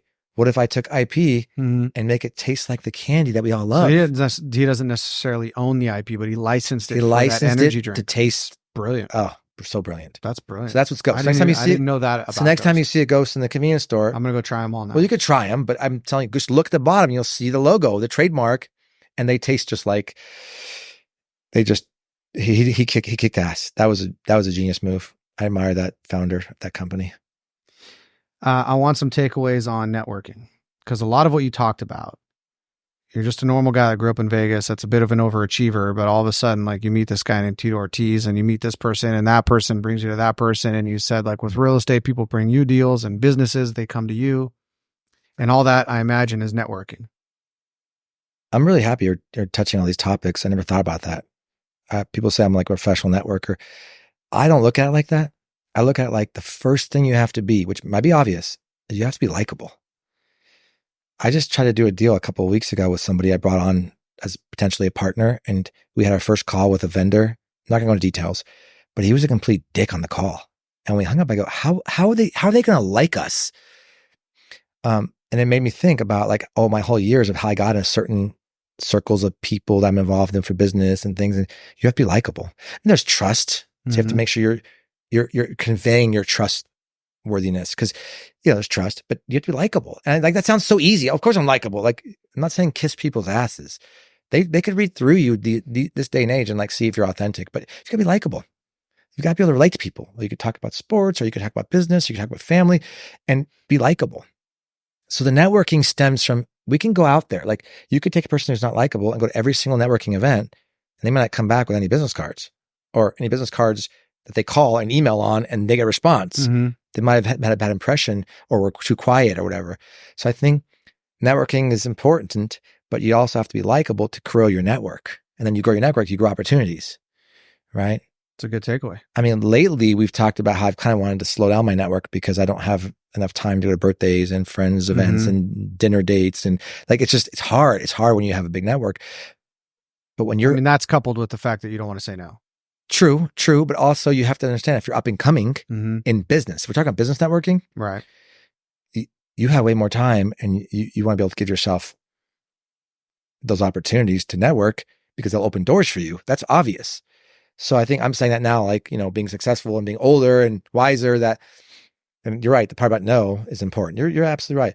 But for somebody out there who's new to a city, who's younger, maybe trying to establish themselves, network. Great. Go to all these little events, right? You do a lot of commercial real estate events. I see you doing that. You do a lot of philanthropy stuff too.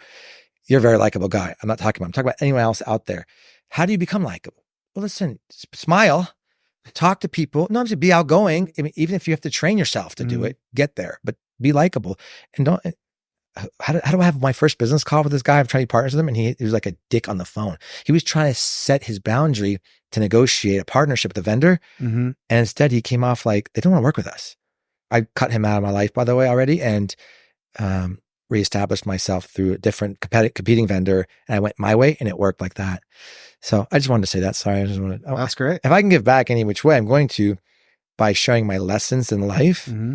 And I think network. I never even thought about bringing up networking today. You did. I think that's great. So, yeah. Sorry, likability and networking is so crucial to success. Tips on stress, managing stress. Look, if you saw me in October or September-ish or maybe early November-ish, I would think that you would have physically seen something wrong with me. So the changes that I've made since then are I want to be physically fit and mentally fit. I'm still working more on the mental part. I'm working the physical part all the time, but that's when the trendy stuff came up. I did the Dana White fast for 72 hours. I bought a cold plunge. I bought a sauna. They work. Right? There's trends, like, diet trends and all that. But I mean, these things work. Like you feel it right away, mentally and physically. So I did all those things. There's no excuse, right? I just went, I'm gonna get a cold plunge. I'm gonna get a sauna. I have a trainer. I prepaid for like 3 months in advance. 6 a.m. I'm not going to miss my training sessions, no matter how sick or tired or stressed I am. So part of dealing with the stress was just get that part done. I have a supplement regimen. I have a nutritionist, and I have a meal plan, 60, 70%. Mm-hmm. So those were easy for me, because if I can't do any of those, shame on me, right? Because I have the resources. So that I just wanted to take care of all that. Once I took care of all of that. Those are things 100% in your control. That's the other other thing. And it comes back to just do it, right? I could sit here and go, I want to get a nutritionist. And then 3 months go by and go, I didn't hire one. Well, I mean, you can just Google one. Like you just Google, I want a nutritionist. You can decide which one to hire. You can interview people. If they're too expensive, okay, get one that's less. You could do a virtual one online now that just does once a month and charges you $150 a month. All the options are there. Everything is there at our fingertips now. Mm-hmm. So you just have to take action and just do it. So I took care of all of that. So by January 1, by the way, I did it before January 1, including getting rid of sugar, right? Alcohol is a whole other topic for another time, but I mean, I've cut out 90% of that, right? So things are obvious too. It's like, I should be working out. I should be doing cardio. Cold plunge and sauna, pretty expensive hobbies, but if you do them, you're going to see drastic results. What about results. sleep? Where do you put sleep in all that? Because sleep's my hardest. Sleep has been my most difficult. You have to have sleep. So I got all those things covered. I'm working on sleep right now and working on breath work, which is a week old or 2 weeks old now, right? People meditate. It's hard for me to meditate because my mind races. I've had a problem the last 10 years meditating. It's been very difficult. So breath work and sorry, what was your question? I was asking about sleep. Sleep. There you go. Yeah. So breath work and sleep, my two I'm working on now the hardest. Sorry, I was just trying to add breath work. So really both sleep of is those hard. You have to have sleep. That's obvious. Yeah. You can't have one without the other. You can't sleep 3 hours a night and then have no stress. I'm super focused on, because that's the one more than anything. First of all, there's reality for most people to like go buy a sauna and a cold plunge.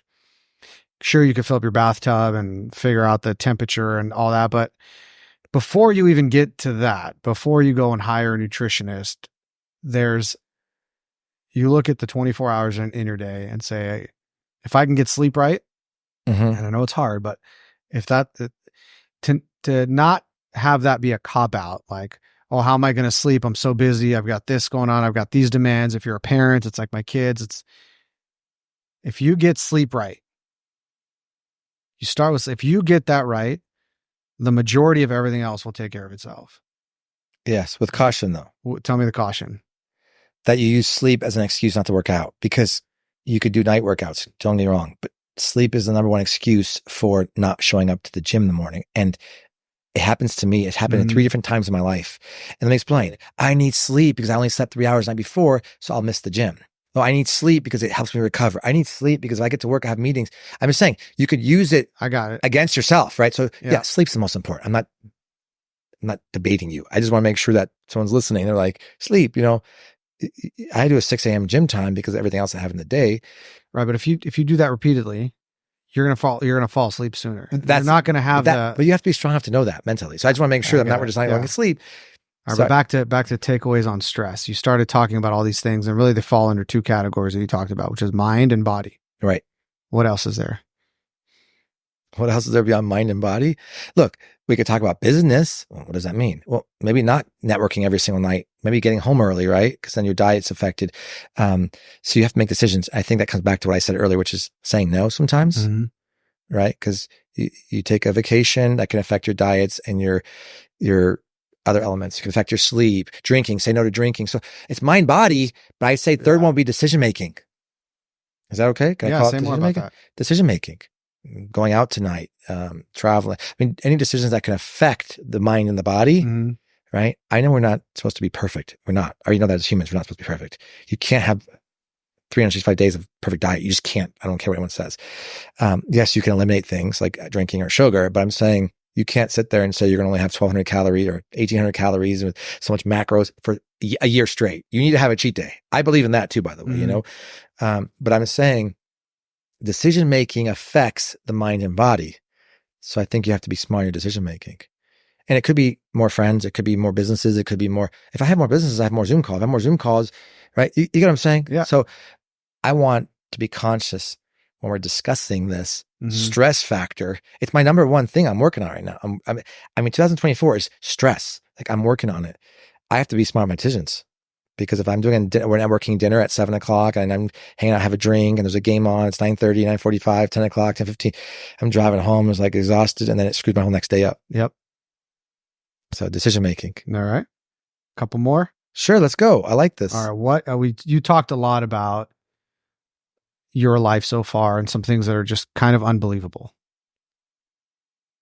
Normal dude, UNLV, education, law school, all that, but everything,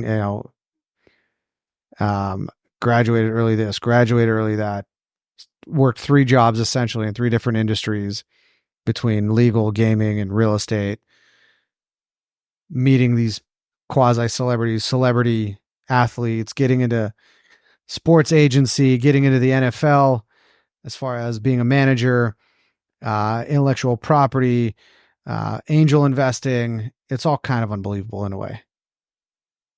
I mean, I suppose. What's a story that's true that people, another story that's actually true that people have a hard time believing? I mean, if I think about it, I think some of those UFC stories, but I don't know that I can even tell them, right? Like certain fights would not have happened in the world and had it not been for me being somewhere or doing something, and they probably wouldn't believe that. There's also a game, table game, casino called Ultimate Texas Hold'em. And there's, 1,500 of them in the world. Go to any casino on the strip and there's 2 or 3 or 4 or 5 of them. And so sometimes I'll just sit at the table and start playing, and the people at the table, not me, I will never say it, will be with me, and they'll say, "Oh, he invented it." Like, it's like, here we go again. And the people playing are strangers from Oklahoma, and like, yeah, right. They don't believe that I invented this game. Like, I've been playing this for 15 years. Like, these drunk idiots in Vegas are coming up with a story. Yeah, sure. Yeah. Right. So, I mean, I would say more of the UFC stories. I mean, sometimes I find myself watching somebody. It happened recently. I don't want to say names, but like on Instagram, that I was like, I really admire that person, and I had some takeaways from there. And then 2 months later, I'm meeting them. I'm like, this is surreal. Not because they're so famous or because they're an influencer, but I was like, I respect that person. Now I'm like hanging out with them. And not because I try to seek them out. Someone introduced me to somebody. I'm like, what the heck? It happened recently at a UFC fight. It was really crazy that there was some influencers online that I really admire. Like a podcast people, let's just kind of leave it at that. And a friend started working with them on social media. And next thing you know, they're diehard UFC fans. I was like, I'll invite them to a fight. And next thing you know, like 6 weeks later, they're in my suite at T-Mobile hanging out with me. And I was like, that's surreal to me. I guess it doesn't really say that no one would believe me, but if they saw how it went from A, B, C to we're hanging out together, that's they wouldn't believe how that happened. It was just the irony of the connections. But I would probably relate it to, and then of course, like my neighbors used to be hockey players, and then how I'm like a diehard NHL and Vegas Golden Knights fan. A lot of people in Vegas are. And like 6 weeks later, I'm hanging out with the 2 guys. I'm like, those are my favorite players. There's some of that goes on. And I don't care about the celebrity. I don't post on there or nothing like that. You won't ever see me post that shit anymore about who I'm hanging out with. But I think if I sat with you for an hour and said, just take away rapid fire, all the stories that people wouldn't believe, that involve a lot of people that are known, and then I ended up connecting with them, right? Also, some of those fights that would never would have happened if I didn't negotiate or come up with something creative. There's some really good ones. I just can't, I can't breach attorney-client privilege to tell them. And then the table game one is awesome. So that's really awesome because it actually just happened at Resorts World like 3 weeks ago. And I hate saying it. And I don't even ask them to say it. I'm just sitting there gambling, and they're like, guess who invented this game? I was like, I don't know, some guy in a basement somewhere. I'm like, he's like doing this, like pointing. There was drinking involved. I'm like embarrassed. And then the person said, yeah, right, BS. And so. And at that point, do you like start getting defensive and saying, well, nah, this is the I laugh. and this is the yeah, I do, but I just laugh. I don't care if they believe me or not. I know you don't, but I'm I'm beyond ego and all that stuff. So. All right, Isaac wanted me to ask you a question. Uh-oh. We feel we had someone dial in a question here. Whoa. Of all the cars that you've owned, which is your favorite? Oh my God. Is it the Ford Probe, the lifted Chevy Tahoe, the Prius, the i8 BMW, the G-Wagon, or something else? That's interesting. I'm answering this question. I mean, if I have to, I think my most favorite car was the BMW i8. It was way ahead of its time. It's 10 years ahead of its time. They probably had 10 or 8 years ahead of its time. It was just the smoothest ride ever because it was like my first electric car, but it was a sports car. But it felt like when you're in it, it was like it's just a luxury sedan. Still my favorite. Yeah. It was so futuristic when you got it. Oh my God, it was way ahead of its time. It really was. Pretty crazy. That's interesting that he asked you to ask me that on this in front of people. It's just so weird. I end up having nice cars, but I'm really not a car guy. I really am not. I think I don't know if I just don't want a car that's like inferior. I don't know what it is. I really don't. I haven't figured that out. I just went through car stuff the last 3 months. Same thing. I didn't know what to get. I don't know what to do. Electric, not electric, this whole thing with, is it nice? Is it expensive? I just overthink it all, but I'm really not a car guy. People think I am. I'm really not. What's something you would do over if you could? Look, this is interesting that people might be shocked by, but I probably would have retired 4 years ago and been less successful, and I would have had less businesses. Or the same conversation as I would have just had one business, and instead of selling it like early, I would have taken it all the way to a large number and sold it and just be done working, and I could focus on philanthropy. I haven't done that because the more I get involved, the more I have as a longer time to exit or to retire or whatever you want, semi-retire, whatever you want to call it. Right. I'm ready to go on that, and I think it could be a couple more years, but the one thing that I would do differently was I'd go back and say, let's focus on one business, or just when it was time, I had a chance where I didn't have much going on. I could have just been done and walked away from actively being involved in business. You can always be passively involved in business, right? So that's probably it. Yeah. I hope that's a good answer because I could have done it and I didn't. That's a mistake, I would say. It's one thing I would do differently, but it's also a mistake. We all make mistakes. Got to learn from them. So the next go around, next cycle for me is probably a couple of years, and it's not going to happen again. No way, Jose. Yep. I do want to give a piece of advice though. It's interesting, if you don't mind, because I like this part, this last part, where I'm talking about life lessons, I think, or business lessons. I have a personal trainer. I mentioned that earlier, and he's new in my life. He's young. I think he's like 30 or something. I never asked him his age. I should ask him. He's young. What's funny is that we're at the point now in our lives where someone who's 30 is young. Thanks for reminding me. This happened. So there's someone at the school at our kids go to Adelson. There's someone at the school and we're interacting. I'm like, this is like a school administrator that's younger than me. And they're talking. There's like a youthfulness in there. And it's like, I'm observing a conversation between this person and my wife. And I'm like, oh my God, like I'm the old guy now. Thanks for reminding me. Hey, you're welcome. Tell me about your trainer. So listen, you have a trainer. They talk while you're working out. You lift weights. And he's young. And I love how he asks questions, not because it keeps it going or anything like that. I come in, I'm all like stressed out and like, irritated. He's like, what's wrong? I'm like, oh, this guy I just got the phone, was irritating. And he's like, tell me about it. And like, he just, we talk, not therapy. He's just listening because he wants to learn. And the other day, a couple weeks ago, he says, hey, what would be the one thing you give someone, one piece of advice you'd give someone like me to like make it in life? And I said to him, listen to me. I don't know how much you make. I mean, I don't know how many clients he has. I don't know what you have. And you're young. number one is patience. You don't want any get rich quick schemes. Patience, and you have to take a shot. And he's like, what do you mean I take a shot? I go, I don't care how much you make. I told you that. I don't know how much you make. Can you put $100 away in a savings account? He's like, yeah, I probably could do that. I go, do you? He goes, no. So my point is like, start now, right? Put something away, whatever it is. Buy a piece of a Bitcoin, 0.0001 of Bitcoin. Buy a stock, put it into a 5.7% US Treasury account. But you've got to put it away and you have to start. The people become discouraged because they go, I don't have parents that can help me. I don't have friends who loan me money. I don't have bank credit. How do I become successful?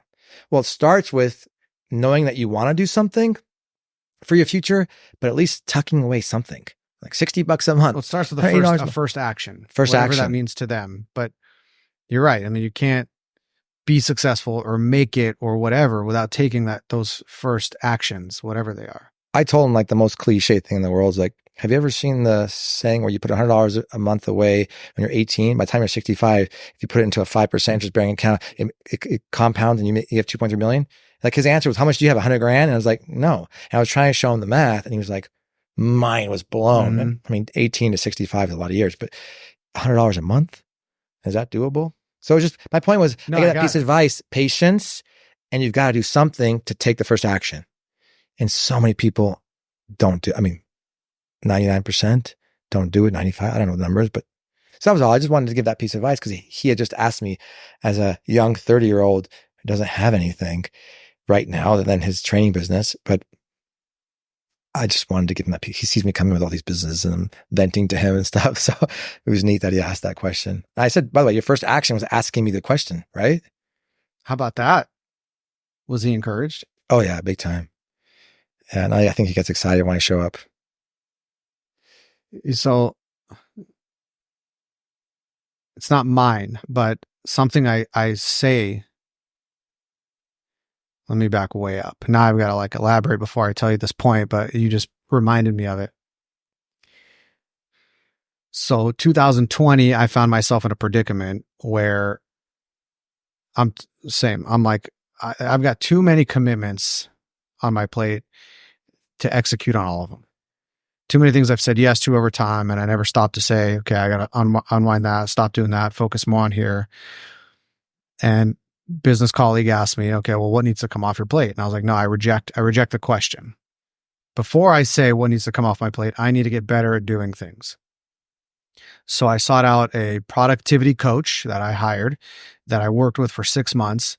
And he went through what you would imagine as a consultant and a coach, what you would imagine they would do, asked me a ton of questions and created a curriculum for me for 6 months to work on the things that I identified to him were important for me to work on to get the things that I want. And I've taken these lessons that I've applied in my life that have helped me become more productive, more effective, and by a result, like less frazzled, in more control, less stressed. And I have I created a presentation around it because one of my coworkers asked me, and I was, oh yeah, let's sit down. I created an outline of what I would share with my coworker, and then I made it a PowerPoint. I gave a presentation. But one of the things this guy taught me, his name is Bruce, and one of the things I say, he says, look, Chaim, you're doing everything great. You're already successful. Like you wouldn't talk to somebody like me if you weren't doing a lot of things really good. This is not about you becoming successful. You already are. It's just becoming better and reeling in some things for yourself. And when someone signs up to listen to someone like me or anyone, I mean, I'm not like a paid speaker, but in this context, they did spend some money to join something where I was brought in to talk about being productive, which I think I'm very good at because I'm also a normal person. I'm not like some guru. I'm not Tony Robbins. I'm not this character. I'm just a normal guy just trying to get better at things. And I say to them, like what you just said, it's like, you guys are already doing great. Otherwise you wouldn't be here. And just by virtue of you being here, you've already taken the first action in figuring this thing out for yourself. I think that's really powerful. That's right. The only thing I would dispute is that I don't think you're normal either, right? And I mean that as a compliment. You wouldn't be where you were if you're normal. I just think there's too many people on this planet that can do what you do and have accomplished what you accomplished. So, I mean, you can call yourself a normal guy who's just trying to be more efficient or productive, but you're saying the nurture part from before, you're giving that advice on take the first action. They can also become not normal. Again, we're using that as a compliment, as a adjective to describe success. Yeah, I mean, if you want, I'm saying that about you. Okay, like to debate the definition of the word normal, you have to like, okay, what's the set we're talking? You're saying you're not Tony Robbins because they're exceptional. I get that. What I'm saying is like the people that I'm talking to, like I am either them as a peer or I was them just a few years ago. I'm not like someone that was flown in from some place with this, and you took your first action. You're here. Degree. It's I at one point when I was sitting in their chair, let's say 20 years ago when I started my career, I was that person. I am them. They are me. I'm not this magical person that has this inordinate ability and therefore I'm successful now. And you're right. You take one action. Like I can go back and tell you, it took me 5 years to graduate UNLV. I didn't even get into UNLV. I was a non-admitted student because my GPA wasn't good enough to get into UNLV. I never took the ACT. I never took the SAT. It's confession. Oh my gosh. Yeah, but this is like, I'm not a special snowflake in that regard. But I got to UNLV. I graduated.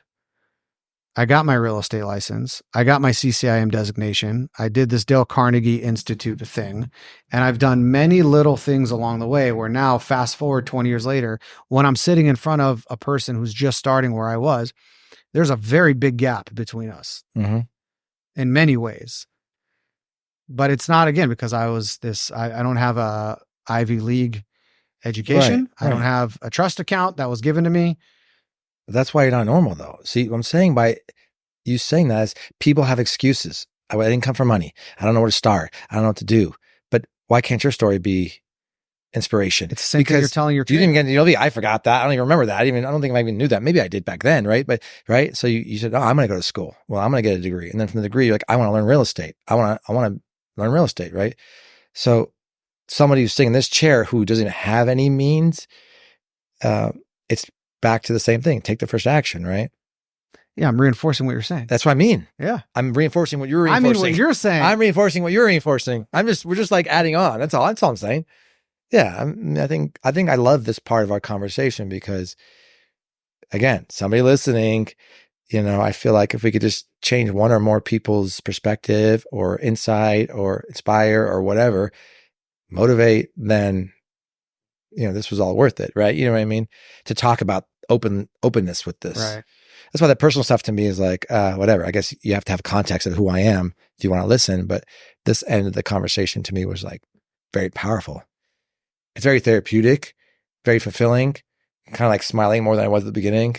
So I think that like relates to me and who I am is like, I'm just assuming we're giving back, that someone's listening out there. And that's the hope. I mean, I'm not doing this for, you could see, I mean, y'all can't see, but you could see what's around us here. Right. These cameras didn't just show up here. There's 15 people on the resources set. There's 30 cameras. Exactly. 15 people around us. Makeup artists. Yeah. All that. But that's the whole point of takeaways. The whole reason I started this thing is because for whatever reason, I feel like I was blessed or put myself in a position to have conversations with people that I've had takeaways from.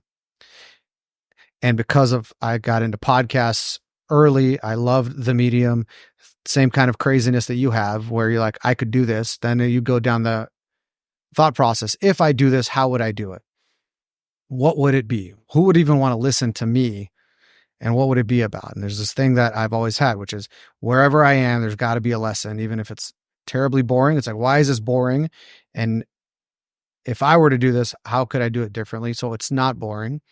All the way to, Dale Carnegie 9-week executive session thing, all the takeaways out of there. But at the end of the day, it's a person that the takeaway came from. The just do it thing. Literally, right. I remember we're in your bedroom where you've got the one bed over there and the little box bed over here. Yep. And the first time I can back to memories, remember you saying that. And I internally, that's been a takeaway in my life. And there's always there's this thing called resistance, like getting out of bed in the morning to go to the gym. There's a form of resistance.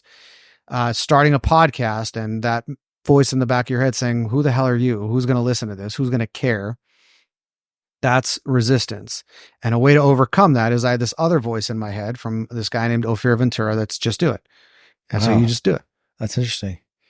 I was waiting for you to bring it up. I brought it up first, but it was glad coming. you did. It was coming, or there's too much. We have too much history, I think. You know what's funny is like when you sit down to prepare for something like this with someone like you, right? Where I'm not Googling you and reading articles and pulling things out, or like if there's something and it's like, oh, there's a question there that wasn't addressed that now I'm curious about.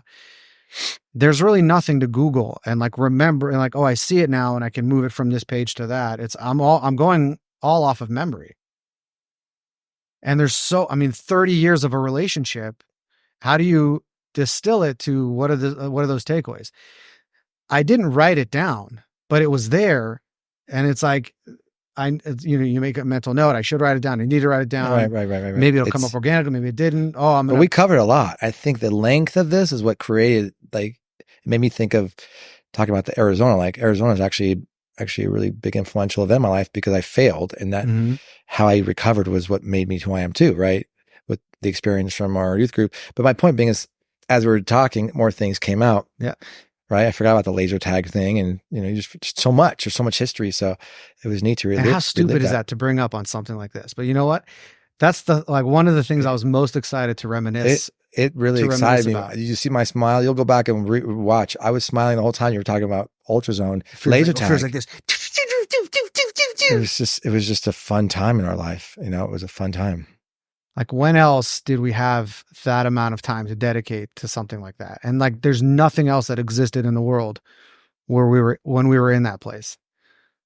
It was awesome. I mean, I just wish that we were able to drive and we could have gotten more, and you know what I mean? But it's childhood reminiscing. That's something that we can't ever forget. Your childhood memories. I mean, especially good ones, right? Like that. It was awesome. Yeah. I mean, we walk in that place, everyone lit up, right? We're like so young. Pretty crazy stuff. Yeah. All right, man. Anything else? No, just on the just do it thing. I think I want to emphasize a little more. I mean, I didn't bring up the jiu-jitsu tournaments that I did. You remember that? I don't know if you know that phase I went through, but being older and trying to learn jiu-jitsu because all the fighters I was representing did jiu-jitsu, and jiu-jitsu was still very trendy. I like that it's trendy because I think it's the best martial art in the world, but it was just me saying, I'm going to do a tournament. It's like, well, you can't just go show up for a tournament. You can't just show up for the Chicago Marathon, right? You have to go train for it. So again, relating to someone listening, it's like, just put something down on paper and take that first action. The jiu-jitsu thing was one of the most, I did a marathon once. Okay. Once. I'm never doing it again. I did jiu-jitsu tournaments 6 times, but I think it doesn't matter what it is. If it's physical and you're small, if it's, Harvard training and you're not so educated, whatever it is, Harvard-esque, and you're not, just go do it. Write it down first and then take the first action.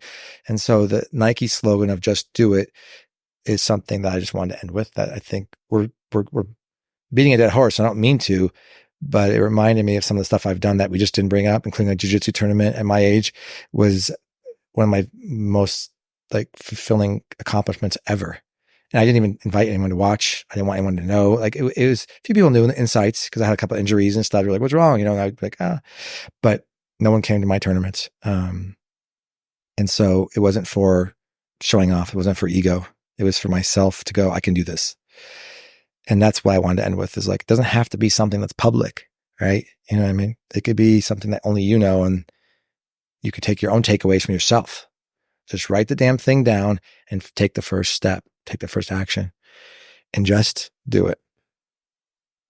Awesome.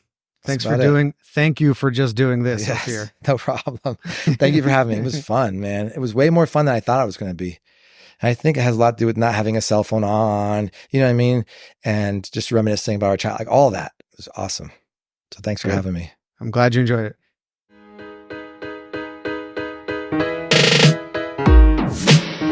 Thank you for listening. I would love to hear from you about your takeaways from this episode. Make sure to leave us a comment or leave us a review. Also, please subscribe to our YouTube channel so you can hear future episodes as they come out. My name is Haim Mizrahi. Tune in next time.